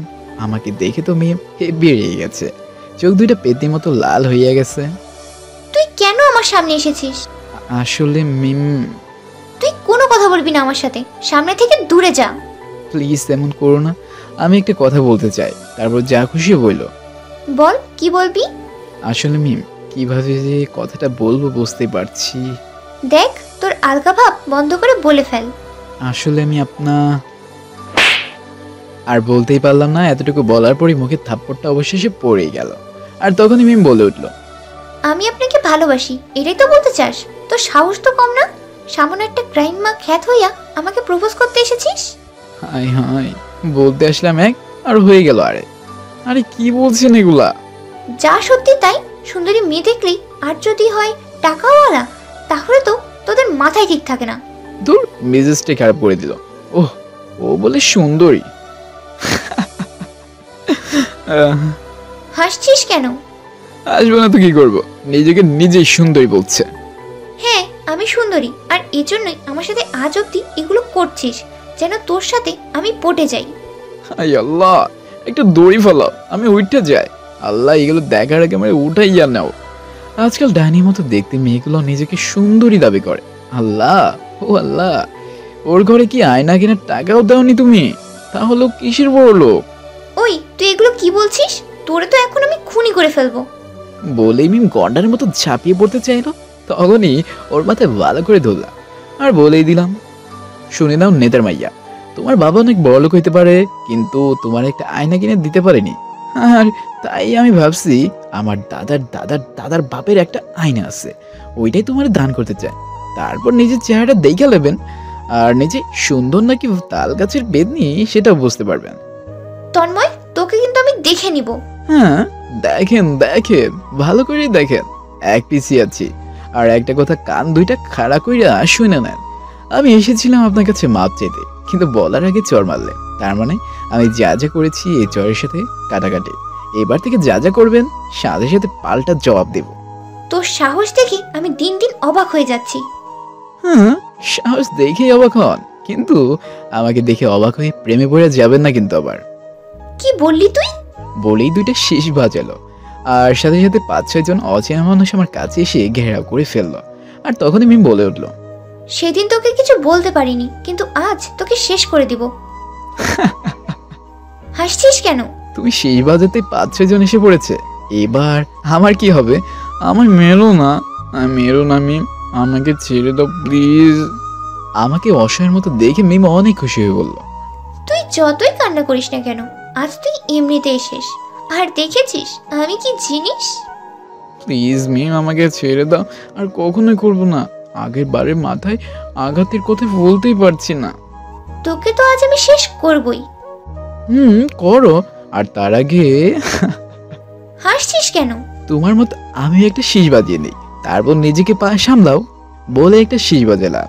আর তখনই ভার্সিটির সব স্টুডেন্ট মিলে মিম সহ তাদের দলবলকে ঘেরাও করে ফেললো। আর তখনই বলে উঠলাম, কি গো মিম, তুমি তো 2টা শীষ দিছ, আর আমি তো মাত্র একটা দিয়েছি, এবার কি হবে মিম? আরেকটা দিব নাকি বলো? বলেই মিমের দিকে তাকাতে মিম ভ্যাবা চেকা খেয়ে গেল। আর আমি বলে উঠলাম, মিম এবার কই যাবে? দেখ ভালো হবে না কিন্তু। আমার প্রিয় বন্ধুরা, এখনো বসে আছো কেন? আপাতত মিমকে ছেড়ে সবাইকে আলোর ভর্তা বানানো শুরু করো। বলতে দেরি হয়েছে মাগার, মায়ের দেওয়া শুরু করতে একটু দেরি হলো না। সবাই মিলে ওই 5-6 জনকে একেবারে তেনা তেনা করে ফেললো। শুধু শব্দ আসছে, ওরে বাবা রে, ওরে মা রে, বাচ্চা ছেড়ে দাও মায়। মিম তখন কানের ভিতর হাত দিয়ে আমার কাছে এসে পড়লো আর আস্তে আস্তে বলে উঠলো, তন্ময় প্লিজ আমাকে ছেড়ে দাও, আমি আর এমন করব না। মিম একেবারে অসহায়ের মতো করেই বলে উঠল, তোমাদের কোনো মাপ নাই, এবার তোমার পালা, গলা দুলালে খাওয়ার জন্য তৈরি হও। তন্ময় প্লিজ আমাকে ছেড়ে দাও, আর কখনোই করব না। আর তুমি বলো, আমি একটা মেয়ে, আর সব ছেলেগুলো যদি আমাকে এখন গণধুলানি দেয়, তাহলে বলো মান সম্মান থাকবে আমার? সেটা দেখে তো আমার লাভ নেই, তুমি আমার সাথে এমন করেছো, সো আমিও করব। তুমি আমার মাপ করতে চাও নি, সো আমিও করব না। প্লিজ একটু চিন্তা করো আমার কথাটা। ঠিক আছে, কান্না করতে হবে না, আমার একটা শর্ত আছে, যদি রাজি থাকো তো। আমি রাজি, আমি রাজি, বলো কি শর্ত? বেশি কিছু না, ভার্সিটির সামনে একটু গোবরে হাত দিবে, একটা কথা বলবা। কি বলছো এগুলো? গোবরে? ছি, কি বিচ্ছিরি। ভেবে দেখো, গণধুলানি নাকি গোবরে হাত? প্লিজ অন্যটা দাও। সবাই মিমকেও শুরু করো। সবাই যখনই ওর দিকে আসছে তখনই মিম বলে উঠলো, এই না, আমায় মেরো না, আমি রাজি। এই তো গুড গার্ল। তারপরে রনিকে বললাম গোবরের ব্যবস্থা করতে, আর কিছুক্ষণের মধ্যে ব্যবস্থা হয়ে গেল। এবারে নতুন খেলা শুরু হয়ে যায়। মাঠের প্রায় মাঝখানে গোবরে রাখা হলো। মিমকে বলে উঠলাম, মিম এবার এটাতে খুব সুন্দর করে হাত দাও তো। না, আমি দিব না। দিতে বলছি তাড়াতাড়ি হাত দাও, না হলে এক্ষুনি ভার্সিটিতে গুন্ডা ভাড়া করে আনার জন্য তোকে শেষ করে দেব। এই না, দিচ্ছি দিচ্ছি। আর তখনই মিমের নাকের পানি চোখের পানি এক হচ্ছে। মিম কান্না করতে করতে গোবরের সামনে হাত দিল, আর তখনই ওহ কি গন্ধ, আমি পারবো না বলে হো হো করে কেঁদে দিল। তখন সবার দিকে একটু চোখ ইশারা দিতে এই সবাই একসাথে বলে উঠলো, তাহলে গণধুলাই খাইয়া যাও। এই না, দিচ্ছি বলেই মিম কান্না করতে করতে গোবরে হাতই দিল, আর সবাই হো হো করে হেসে শুরু করলো। এবার একটা কথা বলো, আর কোনোদিন গ্রামের মানুষকে ক্যারাইম্মা খ্যাত বলবা না। না, আমি বলতে পারবো না। তাহলে এখন গণধুলানি ফ্রিতে খা। এই বলছি বলছি, আমি আর কখনো গ্রামের মানুষকে গেরাইম্মা খ্যাত বলবো না। এই তো গুড গার্ল। আর কি গো ম্যাম, অবাক হচ্ছেন না? অন্য কিছু না করে কেন গোবরে হাত দিতে বললাম? তাহলে শুনে না, আপনি গ্রামের মানুষকে অনেক ঘৃণা করেন, আর ওই মানুষগুলো কিন্তু খুব সহজে এগুলোতে হাত দেয়। তাই আজ আপনার দিমাগটা আজকে সবার সামনে শেষ করে দিলাম। তন্ময়, তুই কাজটা ঠিক করলি না, তোকে আমি দেখে নিব। আরে আরে, তুমি থেকে আবারও তুই? তোকে শেষ করে ফেলবো। তুই আমার হাত ব্যক্তু, আমার নিজের হাতকেই এখন ঘৃণা হচ্ছে। এবার হাতটা কেটে ফেলে দে। তোকে আমি শেষ করবই করব। আরে যা যা, নিজেকে কিভাবে ঠিক রাখিস সেটা চিন্তা কর, আমার কথা বাদ দে। ওই গ্যারাই মামাল ভেজাল ছাড়া অরিজিনাল। বলেই সেখান থেকে চলে আসলাম। বাসায় আসার পর রনি বলে উঠলো, শালা খচ্চর, তুই এটা কি করলি? আমি আবার কি করলাম? শালা তুই বলছিস আজ ওর কাছ থেকে মাপ চাইবি, কিন্তু এটা কি করলি? রে হারামজাদা, আমার কি দোষ? আমি গিয়েছিলাম, কিন্তু উল্টো আমাকে শেষ করতে চেয়েছিল, তাই এমনটা করেছি। ভালোই করছস। দেখ এবার ওই নেতার মাইয়া কি করে। আরে বাদ দে, ওই নেতারে তো আমি ভয় পাই না। দেখেছিস গ্রামের ছেলে হয়ে ওর বাবার এরিয়াতে মিমকে কিভাবে সাহায্য করেছি। তা তো ঠিকই বলেছিস মামা, তোর মতো যদি হতে পারতাম রে। আবে হলে কয় কি, আমি এক পিসি, বুঝতে পারছিস তো? মিম যত আমার সাথে এমন করবে, আমিও ঠিক তেমনই করব। ওর নেতা বাবাকে দিয়ে যা করানোর করুক।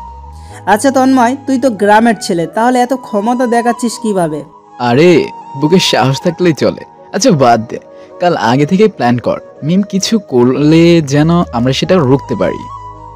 আরে শালা, মিম তোকে রুখতে পারবে কিনা সেটা চিন্তা কর। পরের দিন ভার্সিটিতে যেতেই আমার জন্য দুঃসংবাদ এলো, কারণ সেখানে মিমের বাবাও এসেছে। মনে হয় আজ আমার অবস্থাও শেষ, কি যে করি। পরের দিন ভার্সিটিতে যেতে এক অজানা ভয় কাজ করলো। কেননা মিমের বাবাও আজ ভার্সিটিতে এসেছে। তবে কি কালকের ঘটনার জন্য এসেছে, নাকি যদি এখন আমাকে মার শুরু করে? উফস, মাথায় একদমই কাজ করছে না। তখনই আমার পাতানো বোনটার দর্শন পেলাম। আমার সামনে এসে বলে উঠল, তন্ময় ভাইয়া। আপু বলো। তুমি কিন্তু তোমার কথা রাখোনি। কি কথা? আর কিসের কথা রাখিনি? তুমি এত সহজে ভুলে গেলে? তোর মেজাজটাই খারাপ হয়ে যাচ্ছে। আমি আজ এক চিন্তায়, আর উনি কি বলবা, সোজা শুধু বলো। ভাইয়া, তুমি বলেছিলে তুমি নির্বাচনে জয়ী হলে আমার মনের মানুষকে আমাকে পাইয়ে দেবে। শালার, আমি আছি মিমের বাবার ভয়ে, আর উনি আসছে মনের মানুষ নিয়ে। আপু, আমি না একটু পরে কথা বলি। আসলে আসলে কি ঠকাচ্ছ আমাকে? আরে না, ওই যে মিমের বাবা। মিমের বাবা? তাতে কি? আরে ওনাকে নিয়েই তোমার সব ভয়। ওনাকে কেন ভয় পাচ্ছেন? উনি তো আজ ওনার ছোট মেয়েকে ভর্তি করাতে এসেছেন। এই রে, যাক বাবা, বাঁচা গেল। ডাইনিটা মনে হয় তাহলে বলেনি। ভাইয়া, কিছু ভাবছেন?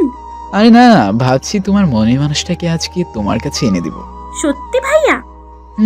তো বলো, তোমার মনের মানুষটাকে? ভাইয়া, আপনার বন্ধু রনি। কি? রনি তোমার মনের মানুষ? ভাইয়া, প্লিজ ওকে রাজি করাও। আচ্ছা, আমি দেখছি। থ্যাঙ্কস ভাইয়া। শালার, এক বিপদ গেল দেখা যাচ্ছে। এখন রনিকে কিভাবে বলবো? যাক, পরে চিন্তা পরে। আগে ক্লাসে যাই। ক্লাসে গেলাম, যাওয়ার পরে দেখলাম একেবারে ছোট্ট একটা মেয়ে, হয়তো ক্লাস 1-2-তে পড়ে, কিন্তু দেখতে মাশাআল্লাহ। আমি সামনে গেলাম, গিয়ে বললাম, কে তুমি আপু? আসসালামু আলাইকুম। ওয়ালাইকুম আসসালাম। কেমন আছো আপু? ভালো, তুমি? ভালো। তোমার নাম কি? তানিয়া তাবাসসুম। তোমার? তন্ময় হাসান। তুমি খুব ভালো। আর তুমিও। তখনই পিছন থেকে কেউ আসলো। পিছনে তাকাতেই 400 ভোল্টের একটা শক খেলাম। ওই তো দেখি মিম আসছে। এসেই বলে উঠলো, তুই আমার ছোট বোনের সাথে কি বলছিস? আর তুই আমার বোনের কাছে এসেছিস কেন? আজব দুনিয়া তো। ওই ওই, আজবের কি হয়েছে? আচ্ছা, ও তোমার কেমন বোন? আপন নাকি চাচাতো মামাতো? ও আমার আপন বোন, বুঝেছিস? এই দাঁড়াও দাঁড়াও। কেন? বুঝতেছি না। ও তোমার আপন বোন হলো, চেহারা আর চরিত্রটাই তো মিলছে না। তুই আমার চরিত্র নিয়ে কথা বলছিস? তুই শেষ। বলে আমাকে চড় মারতে আসলো। হাতটা ধরেই বলে উঠলাম, এই খাচ্চর রে খাচ্চর, তুই না গতকাল এই হাতে গোবরে ভেবে ধরেছিস? এই নোংরা হাত আমার সরিয়ে দিচ্ছিস কেন? তো হাত থেকে কি দুর্গন্ধ বের হচ্ছে। আপু, তুমি এই ভালো ভাইয়ের সাথে ঝগড়া করছো কেন? মিমের ছোট বোন। দেখছো তুমি কেমন ঝগড়াটে? তোমার ছোট বোনও তাই বলছে। এই তানিয়া, তুমি চুপ থাকো। আর এই যে ছোট লোকের বাচ্চা, তুই তাহলে আমার ছোট বোনকেও এতক্ষণ আবল তবল কি বুঝিয়েছিস বল? আমি কিছুই বুঝাইনি। আসলে তোমার বোনটা অনেক কিউট। তবে রে, সব সময় রাখলে চলে না, বুঝতে পারছেন? বলেই ক্লাস থেকে বের হয়ে গেলাম। কিছুক্ষণ পর রনি এসে বলল, তন্ময়, আগামী সপ্তাহে আমাদের ভার্সিটিতে ক্রিকেট খেলার আয়োজন করা হয়েছে। প্রতি বছর করা হয়। শুধু আমাদের ভার্সিটি না, বিভাগীয় পর্যায়ে এই খেলা হয়। কিন্তু দুঃখের বিষয়, আমরা ফাইনালে একবারও খেলতে পারিনি। বলিস কি? আর আমি তো তেমন ক্রিকেট খেলতেও পারি না। তোরাই খেল, আর আমি তোদের খেলা দেখব। আরে শালা, তোর খেলতেই হবে। না ভাই, আমি পারি না। প্র্যাকটিস করবি আমাদের সাথে, আর তোর নামও আমরা লিখে আসছি। বলেই রনি চলে গেল। কিন্তু তখন আমার অনেক ভয় করছিল, কারণ গত বছর এই খেলা খেলতে গিয়া চোখে বল লেগে 4 দিন 2 ঘন্টা কানা হয়েছিলাম। দল আসলো, সবগুলোই আমার হারামি বন্ধু। সবাই প্র্যাকটিস করবে, তাই সবাই বল ব্যাট নিয়ে আমাকে ভার্সিটি মাঠে নিয়ে গেল। সবকিছু গোছানো হলো খেলার জন্য। তন্ময়, তুই বল করা আগে শিখ, আমি ব্যাট করি। ঠিক আছে। বলেই বল করার জন্য পিচের অপর প্রান্তে আমি গেলাম, আর আমার বন্ধু অন্য প্রান্তে ব্যাট হাতে নিয়ে দাঁড়িয়ে আছে। মনে পড়ে গেল মুস্তাফিজের সেই দুর্দান্ত বোলিং। আমিও মুস্তাফিজের মতো করে দিলাম দৌড়, আর হঠাৎ করেই বোলিং প্রান্তে দাঁড়িয়ে সামনে এসে এমন জোরে ঢিল মারলাম, রনি ভয়ে ব্যাট রেখেই লাফ দিয়ে সরে গেল, আর এসেই আমাকে বলা শুরু করলো, হালার পো, এটা তুই কি করলি? এমন জোরে ডিল মারছোস, আর একটু হলে তো গোরস্থানে পাঠাইয়া দিতি। আমার কি দোষ? আমি তো বল করছি। তাই বলে এভাবে ডিল দিবি? শোন, বল করার কিছু নিয়ম আছে। তারপর আমাকে অনেক কিছু বলা শুরু করলো, আর আমি বলা শুরু করলাম। 36টা হোয়াইট বল করেও একটা লিগ্যাল বল করতে পারলাম না। এই কষ্টে নাক দিয়ে অনেক পানি পড়ছিল। ভাগ্য ভালো ছিল, চোখে পানি ঘাটতি ছিল। আমি দৌড়াতে দৌড়াতে আদামার হয়ে গেছি, মাগার একটাও ভালো করে বল করতে পারলাম না। হঠাৎই পিছনে কারো হাসি শব্দ পাইলাম, তাকিয়ে দেখি মেয়ে, আর ও আমার সামনে আসলো, এসে বলে শুরু করলো, কে খ্যাত? তুই এবার আমাদের ভার্সিটির হয়ে খেলবি? তুই তো কিছুই পারছস না। দেখো পাই না তাই বলে কি খেলার অধিকার আমার নাই নাকি? মই খেলমু। তোর খেলার যোগ্যতা নেই তো। আর শোন, আমার দলের সামনে তুই মইরা গেলেও পারবি না। তোমার দল মানে এই ভার্সিটির দলই তো তোমার, তাই না? না, আমার দলের সাথেই প্রতি বছর এই ভার্সিটি হেরে বিদায় নেয়। ভালো করে প্র্যাকটিস কর, যেন একটু সম্মান নিয়ে হাঁটতে পারিস। তুমি তো আজব মাইয়া, পুরো মির্জাফরের বংশধর। চুপ হারামির বাচ্চা, আমি মির্জাফরের বংশধর হতে যাব কেন? মির্জাফরের বংশধর না হলে নিজের ভার্সিটি ছেড়ে কেউ অন্য দলকে সাপোর্ট করে নাকি? চুপ, একদম চুপ। চুপ করলাম। তবে মনে রেখো, এবার তোমার দল হারবে, আর সেটার কষ্টে তুমি পান খাইয়ে মইরা যাবা। পান খাইয়ে আবার মানুষ মরে নাকি? মরে না, তবে তুমি মরবা, আর আমরা জিতবো। চ্যালেঞ্জ যদি জিততে পারিস, আমার কাছে যা চাইবি তাই পাবি। যা চাইবো তাই? ভেবে বলছেন তো? আর আমি যা বলি তাই করি। ওকে, চ্যালেঞ্জ অ্যাকসেপ্টেড। বলে আমি মিমের কাছ থেকে সরে গেলাম, আর জয় এসেই বলে উঠল, মামা রে, পারবি না তো? ওদের টিম অনেক শক্তিশালী রে। হ্যাঁ মামা, শালার ওই টিমের একটা দানব কয়লা পাড়ার মতো। কি বলছিস মামা? হ্যাঁ মামা। আচ্ছা, আমাদের প্রথম খেলা কবে? এই তো বৃহস্পতিবার।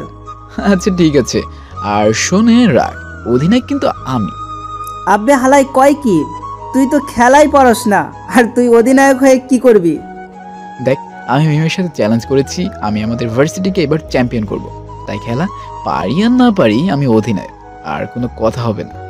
কিন্তু কোনো কিন্তু নাই, আমি যা বলছি তাই হবে। ঠিক আছে। আস্তে আস্তে আমাদের খেলার টাইম এসে গেছে। এই কয়টা দিন অনেক ব্যাটিং প্র্যাকটিস করলাম। মিমের সাথে চ্যালেঞ্জ বলে কথা, যাই হোক টস করতে গিয়ে দেখলাম আমি টস জিতে ব্যাট করার সিদ্ধান্ত নিলাম। আমাদের দুই ওপেনার রনি আর সাজিব ব্যাট করতে নামবে, তখনই আমাদের কাছে আসলো মিম, এসে বলে উঠলো, এই যে গ্রাইমা খ্যাত, তুই ওপেনিং কর। ভয় পাচ্ছিস কেন? আরে ভয় পাবো কেন? তাহলে তুই ওপেনিং কর। আসলে আমি তো বেশি ব্যাট করতে পারি না, তাই সবার লাস্টে নামবো। পারলে তুই নেমে কিছু করে দেখা, এই তোর বাহাদুরি। আর এই বাহাদুরি নিয়ে তুই আমার দলকে ফাইনালে হারাবি? তুই তো এদেরকেই ভয় পাচ্ছিস। কি আমি ভয় পাচ্ছি? এখনই আমি নামছি। তখন রনিকে ডাক দিলাম, এই রনি দাঁড়া। কেন? আমি ওপেনিং করব। আরে তুই তো ব্যাটা করতেই পারস না, আর ওদের বল তুই তো আরো আগে পারবি না। শালা ব্যাট দে, আর অধিনায়কের কথা না শুনলে কিন্তু বাদ দিয়ে দিব। নে শালা, তুই একা একা খেল। বলে রনি রাগে সবকিছু আমাকে দিয়ে দিল। আমিও ব্যাট পরে মাঠে নামলাম। স্ট্রাইক করব, বোলার বল শুরু করলো। ওরে বাবারে, এত গতি বলই তো দেখিনি, আবার বল লাগাবো। বোলার আবার বল করলো, তখন আমি জোরে চিৎকার করে বলে উঠলাম, আম্পায়ার স্যার, নো বল দেন, নো বল হয়েছে। তখন আম্পায়ার এসে আমাকে বলল, কিসের নো?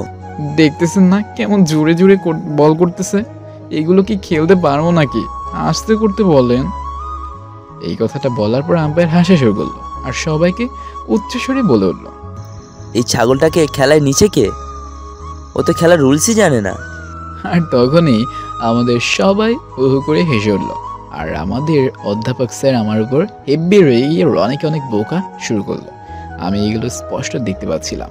আর তখনই বলার আর আবার বল করার জন্য প্রস্তুতি নিল, আর আমি ব্যাট করার জন্য বোলারে বল করলো।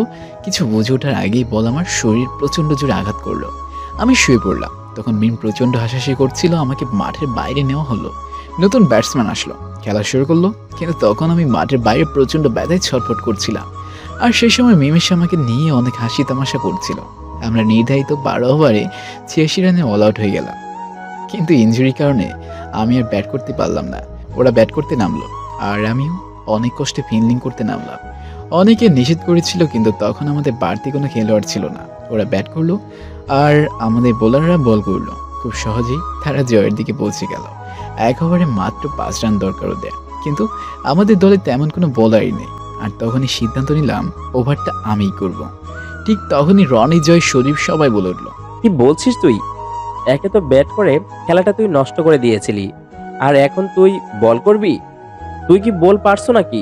আমি ওদের কিছু বললাম না, শুধু একটা কথাই বলে দিলাম যেন ওদের যার যার জায়গায় ফিল্ডিং করতে যেন যায়।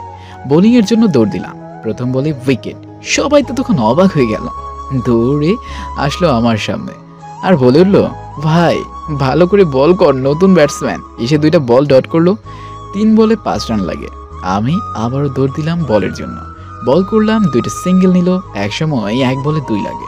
সবাই প্রায় খেলাটা ছেড়েই দিয়েছিল, কিন্তু আমার বোলিংয়ে অনেকটা উত্তেজিত হয়ে পড়ে সবাই। আর লাস্ট বলের জন্য দৌড় দিলাম।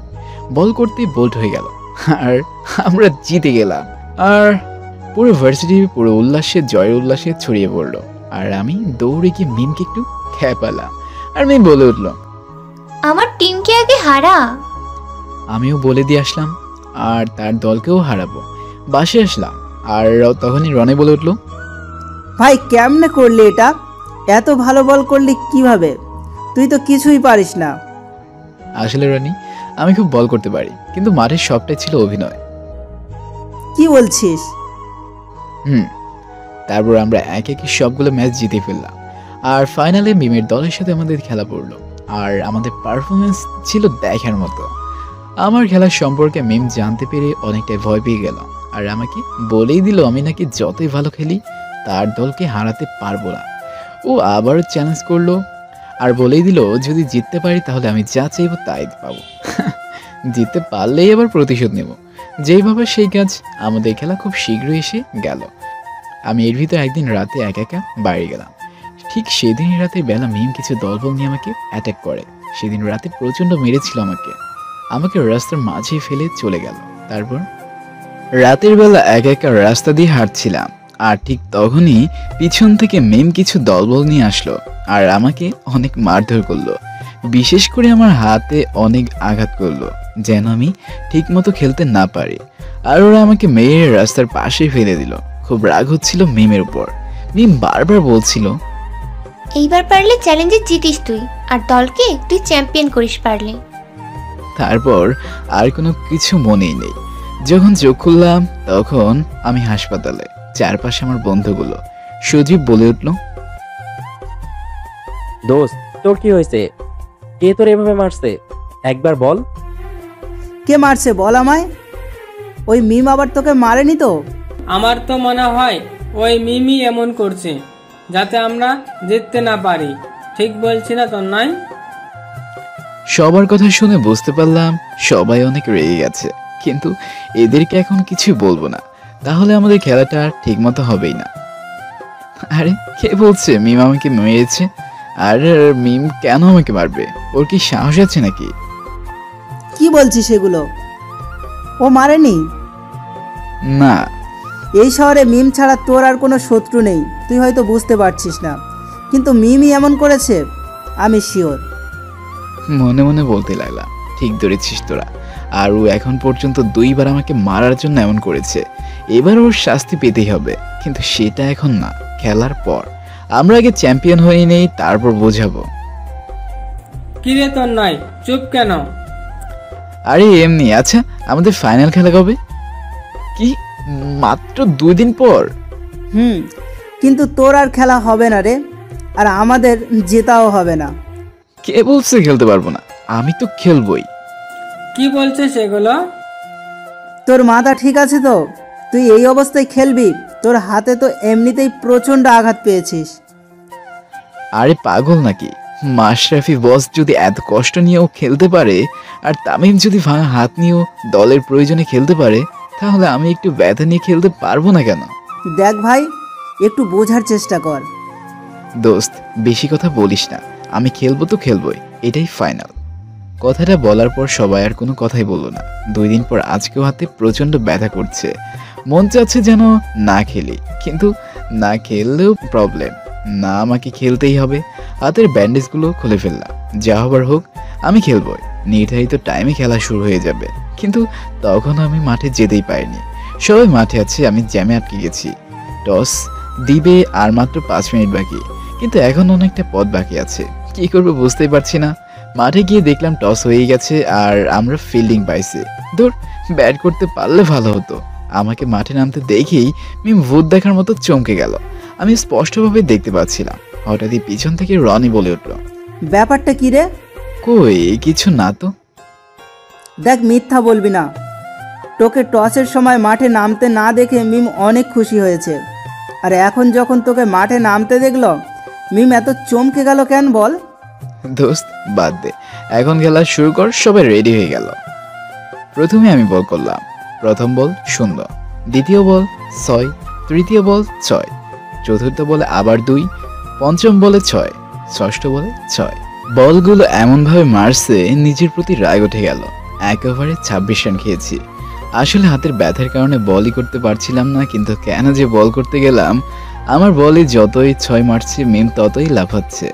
সেই দিন আর কেউ ভালো করতেই পারলো না, এমনকি আমার বলও ভালো হলো না। সবগুলো ওভার শেষ হওয়ার পর ওদের রান দাঁড়ালো 12 ওভারে 162 রান, যা আমাদের ব্যাটসম্যানদের অনেক নাগালে।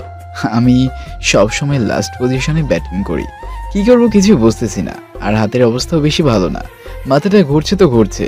তার মানে কি আমরা সত্যি সত্যি মিমের দলের কাছে হেরে যাব, আর মিমের চ্যালেঞ্জের কাছে আমি হেরে যাব? না, এ হতে পারে না। কি করবো মাথায় ধরছে না। ঠিক তখনই পিছন থেকে মিম খ্যাক করে হাসতে হাসতে লাগলো আর বলে উঠলো, হারামির বাচ্চা, তোর তো দেখি কই মাছের জান। এত মায়ের খাইয়াও তুই আবার খেলতে এসেছিস, কিন্তু দেখলি তো কোনো লাভ হলো না। তোর বলকে কিভাবে পিটাইছে দেখেছিস? আর যত রান করেছে, তোরা জীবনেও জিততে পারবি না।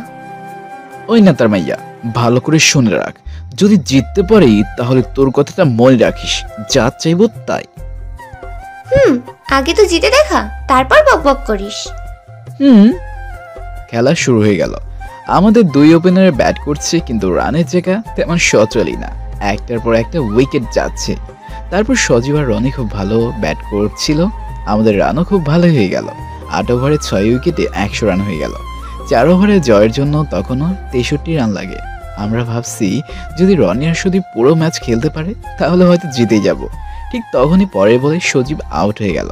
আমাদের নতুন ব্যাটসম্যান মাঠে নামলো। সবার মুখে তখন আমাদের হারের ভয়, কারণ এখন আর আমাদের ভালো কোনো ব্যাটসম্যানই নেই। 23 বলে দরকার 63 রান।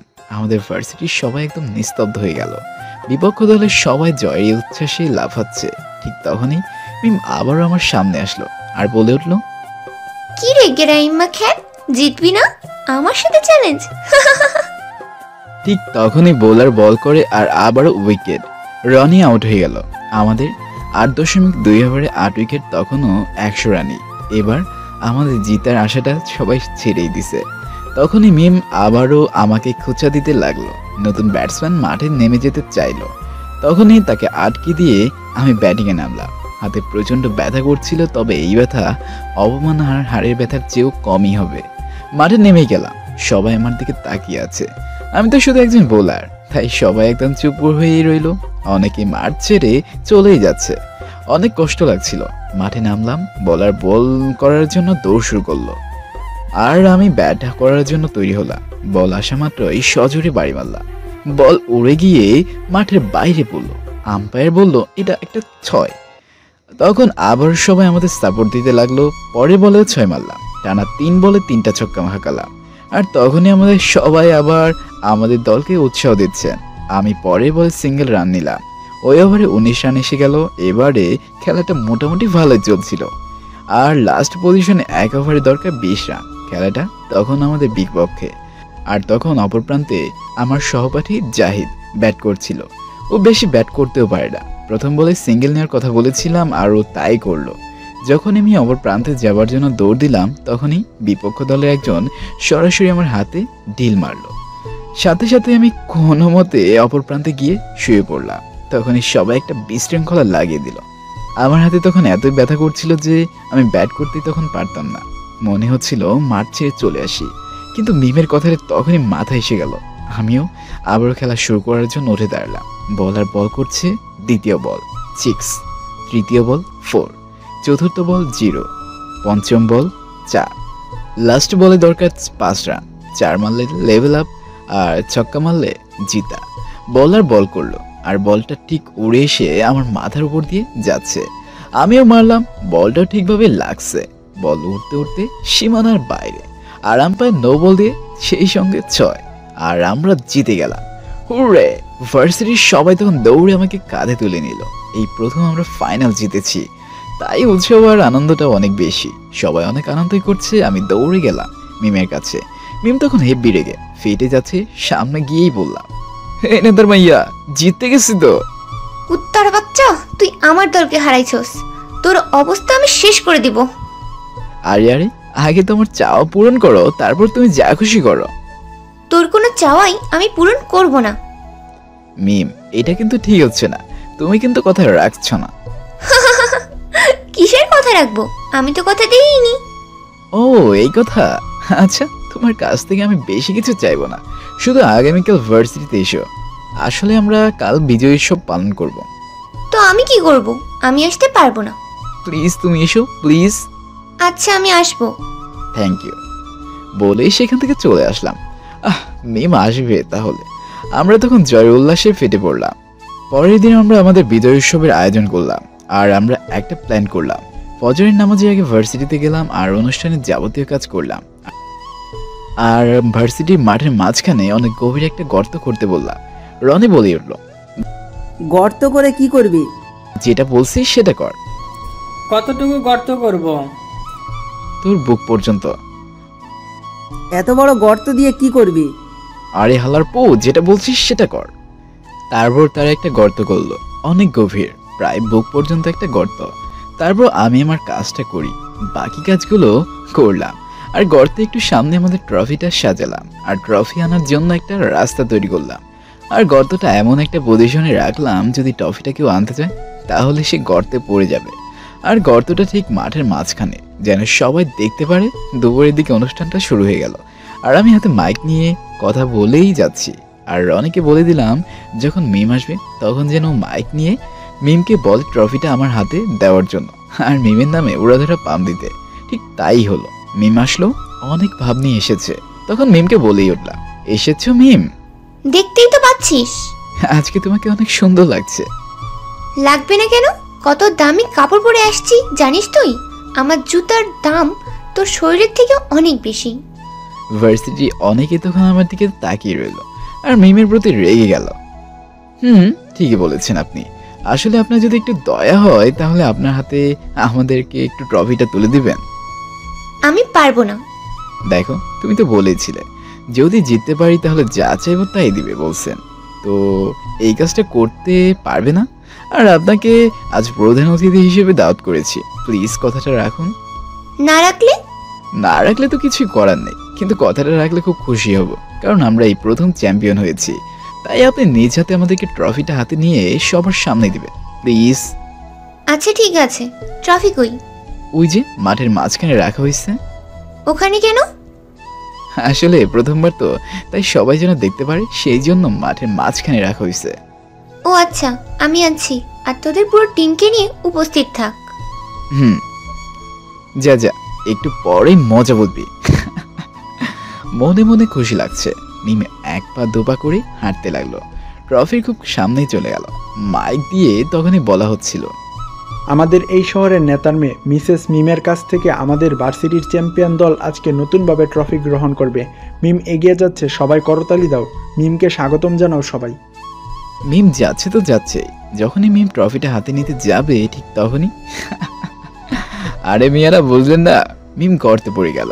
আর ওখান থেকে গোবর ছিটে এলো, মিম গলা পর্যন্ত গোবরে তলিয়ে গেল। আসলে আমি গর্তটাকে গোবর দিয়ে ভরিয়ে দিয়েছিলাম, আর ওপরে হালকা করে মাটি দিয়ে ঢেকে রেখেছিলাম যেন বুঝতে না পারে। তখনই সবাই অবাক হয়ে তাকিয়ে সামনে এগিয়ে গেল। সবাই দেখলো মিম গোবরে তলিয়ে যাচ্ছে, তাই সবাই হু হু করে হেসে উঠল। মিম তখন চিৎকার করে বলে উঠল, তন্ময়, তন্ময়। জি ম্যাডাম। একটু কুত্তার বাচ্চা, আমি তোকে একটু কি গন্ধ। ম্যাম বিনা গ্যাসওয়ালা বডি স্প্রে কেমন লাগছে? তন্ময় আমাকে ওঠা। আশেপাশের ছাত্রছাত্রীরা তখন অনেক হাসাহাসি করছিল। মনে মনে ভাবলাম এই সুযোগে আবার মিমকে শায়েস্তা করব। শালার বজ্জাত মায়া আমাকে মেরে ফেলতে চাইছে। এবার দেখ আমি কি জিনিস।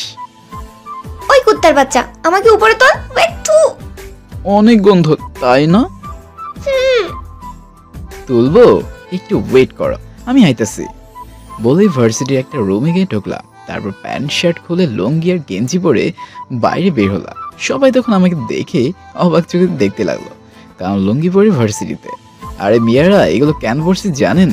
না জানলে আবার বলে দিচ্ছি। মই গ্যারাই মামাদ ভ্যালুল স্যার অরিজিনাল। লুঙ্গি পরে মিমের সামনে যেতেই, হারামির বাচ্চা আমাকে উপরে তোল। মিম দেখো তো আমি কি পড়েছি। আগে উপরে তোল, তারপর ছুটাইতেছি তোরে। আগে বলো আমি কি পড়েছি। হারামির বাচ্চা গেরাইম্মা খ্যাত কোথাকার।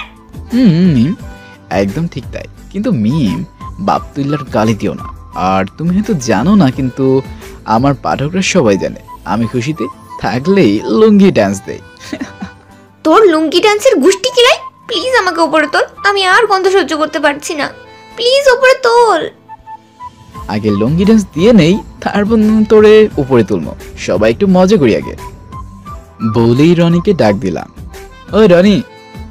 কি? আব্বে হলে পো দেখতেছিস না লুঙ্গি পরছি। লুঙ্গি ডান্সটা গানটা বাজাতো। লুঙ্গি ডান্স দিয়েই নি আগে। বলতে দেরি হয়েছে, গান ছাড়তে দেরি করে নাই। শুরু করে দিলাম লুঙ্গি ডান্স। সাথে হারামি বন্ধুগুলো ডান্সে যোগ দিল। আর মিম তখনই গভীর ভিতর ওয়াক ওয়াক করতে করতে জীবন শেষ করে ফেললো। সেটা নেতের মাইয়া আমাকে মারছে, প্রতিশোধ নিয়ে এলো আগে। অনেকক্ষণ লুঙ্গি ডান্স দিলাম। মিম গোবরের ভিতর ডুবে অনেক কান্না করছিল। করুক না কান্না, তাতে আমার কি। ও আমাকে এ পর্যন্ত 2 বার মেরে ফেলতে চেয়েছে। অনেক সাজাও দিয়েছিলাম, লাভ হলো না। কুত্তার লেজ নাকি সোজাই হয় না, তাই তাকে নামের এই সাজাগুলো দিচ্ছি। বলতে বলতে একটু ঝড়ো বাতাস বইছিল। ঠিক তখনই একটুর জন্য লুঙ্গি উপরে উঠে পড়েনি। আমার লুঙ্গি উঠছে তো উঠছেই, কোনো মতে লুঙ্গি ধরে রাখলাম। যদি ছুটে যায় তাহলে মান সম্মান একেবারে প্লাস্টিক হয়ে যাইব। মিম তখন কান্না করতে করতে বলছিল, তন্ময় প্লিজ আমাকে ওঠা। মিম রাগ করিস না, তোকে এখন উঠাইতে গেলে আমার লুঙ্গি উপরে উঠে যাবে। দেখ কত বাতাস বইতেছে। তন্ময় প্লিজ আমাকে ওঠা, আমি আর সহ্য করতে পারছি না রে, প্রচুর গন্ধ। আমিও আর তর সইতে পারতেছি না মিম, কখন জানি লুঙ্গি বাতাসে উড়ে যায়। প্লিজ তুই এখন কথা বলিস না। শালার এতদিন পর লুঙ্গি পরছি একটু ডান্স দেওয়ার জন্য, আর কত জোরে বাতাস শুরু হয়েছে। মনে হচ্ছে বাতাসের ঝড় হচ্ছে। শালা বন্ধুগুলো একটু হেল্প করতে আসছে না। ওদেরকে কিভাবে বলি এত ছাত্রছাত্রীদের সামনে। নিজের সম্মানে ভয় করছে অনেক। সাথে সাথে একটা বুদ্ধিও আসলো।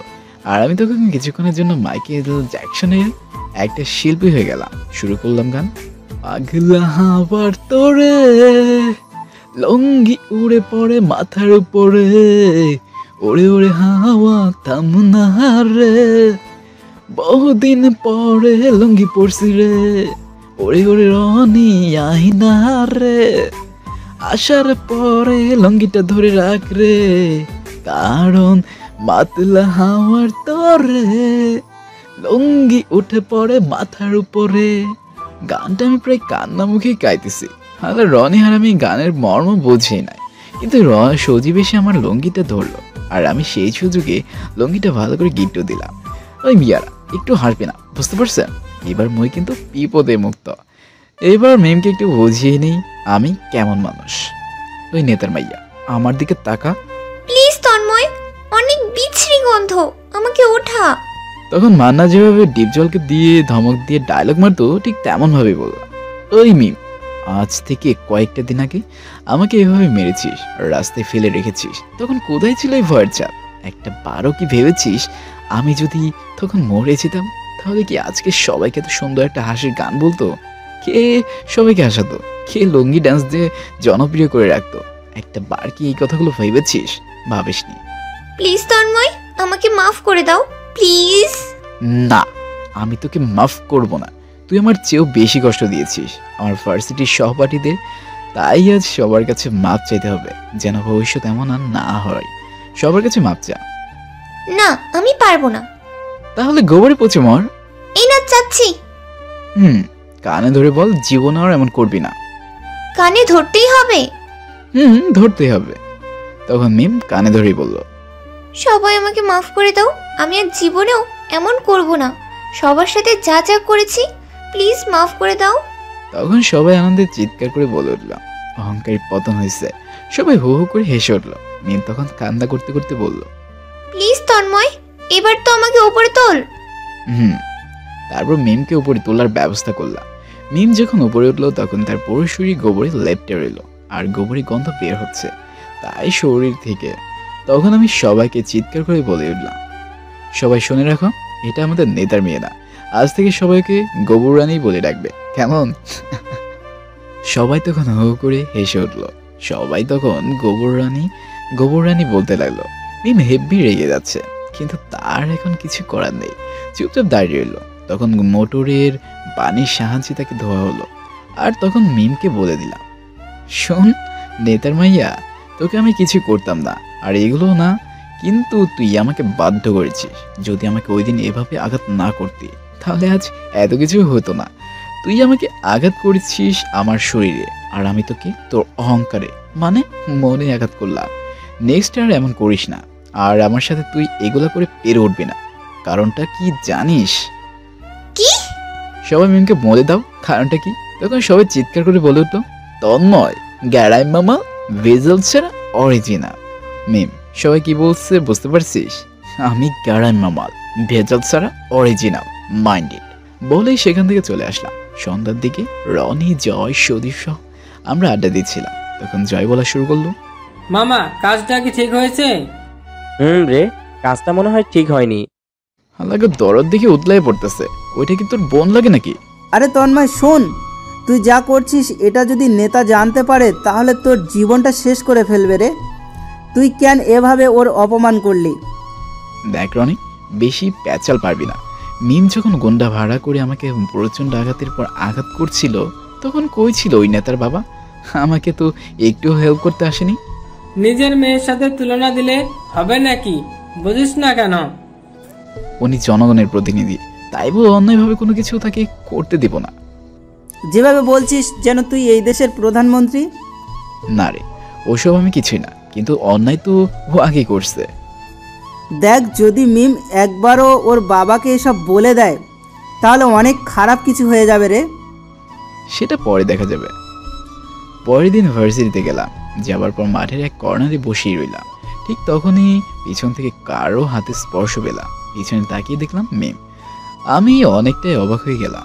আজকে অনেক সাদাসিধেভাবেই এসেছে, আর এসে বলে উঠল, তন্ময়, তোমার সাথে আমার কিছু কথা আছে। আজকে ওর কথার ভঙ্গিটা একদম নরম আর অনেক শান্তভাবে আমার কেন জানি সন্দেহ হতে লাগলো। তারপর আমি বললাম, বলো। আসলে তন্ময়, তোমাকে কথাগুলো কিভাবে বলবো বুঝতে পারছি না। বলো, সমস্যা নাই। আসলে তন্ময়, একটা কথা কি জানো, আমার বাবা একজন নেতা, আর আমরা অনেক বড়লোকও বটে, কিন্তু কেন জানি এগুলোর অহংকারে আমার মনটা অনেক খারাপ হয়ে গিয়েছিল। এত সাধু কথা বলছে কেন? নিশ্চয় কোনো কারণ আছে। কি বলতে চাও ভালোভাবে বলো। বেশি কিছু বলতে চাই না, আমি শুধু একটা কথা বলতে চাই। আমি সবার সাথে মিলেমিশে থাকতে চাই, ভালো থাকতে চাই। বাবা, এত নীতি কথা হঠাৎ? কোনো মতলব টতলব আছে নাকি? দেখো তন্ময়, আমি কাল সারা রাত একটা কথা ভেবেছি। আমি অনেক অন্যায় করেছি। যদি সবার সাথে, আর এমন কি তোমার সাথেও, যদি আমি এমন অন্যায় না করতাম তাহলে হয়তো কাল সবার কাছে এত ছোট হতাম না, আর ভালো পথে থাকলে এগুলো কিছুই হতো না। কথাগুলো বলেই মিম হাওয়া করে কেঁদে দিল। আমার কেমন জানি সন্দেহ হতে লাগলো, এমন একটা মেয়ে এত সহজে ঠিক হয়ে যাবে। আচ্ছা, যদি ও নিজেকে শুধরাতে পারে তাহলে আমার সমস্যা কি? তন্ময়, কি ভাবছো? আমার কথাগুলো কি বিশ্বাস হচ্ছে না? হয়তো না হবারই কথা, কিন্তু বিশ্বাস করো, আমি ভালো হতে চাই, আর তুমি আমাকে একটিবার শুধু একটা সুযোগ দাও। দেখো মিম, তোমাকে বেশি কিছু বলবো না। যদি তুমি তোমার ভুল বুঝে থাকো তাহলে সেটা সত্যি আমাদের ভার্সিটির সেটা অনেক বড় পাওয়া। তুমি আমাকে একটা সুযোগ দাও। বাট এতে আমার সুযোগ দেওয়ার কিছুই নেই। তুমি যদি ঠিক হয়ে যাও এটাই অনেক, আর আমি তোমার পাশে আছি। তাহলে আজ থেকে কি আমরা বন্ধু হতে পারি? বন্ধু? আসলে তো জানোই, ভালো বন্ধু ছাড়া কখনো খারাপ মানুষ ভালো হতে পারে না। একটা প্রবাদ আছে না, সৎসঙ্গ সর্ববাস আর অসৎ। থাক থাক, আর বলতে হবে না, তাহলে আজ থেকে আমরা বন্ধু। এবার তাহলে হাত মিলাও। হাত মিলাতে হবে নাকি? বন্ধু তো বন্ধুই, তাই না? আমি বুঝতে পারছি তুমি মন থেকে বন্ধু হিসেবে আমাকে মেনে নিতে পারোনি। কি বলছো এগুলা? আমি বুঝতে পারছি। আচ্ছা, এই যে হাত বাড়িয়ে দিলাম, এবার হাত মিলাম, এবার হয়েছে তো? বলেই আমার হাতে হাত রাখলো আর শুরু হয়ে গেল নতুন বন্ধুত্ব।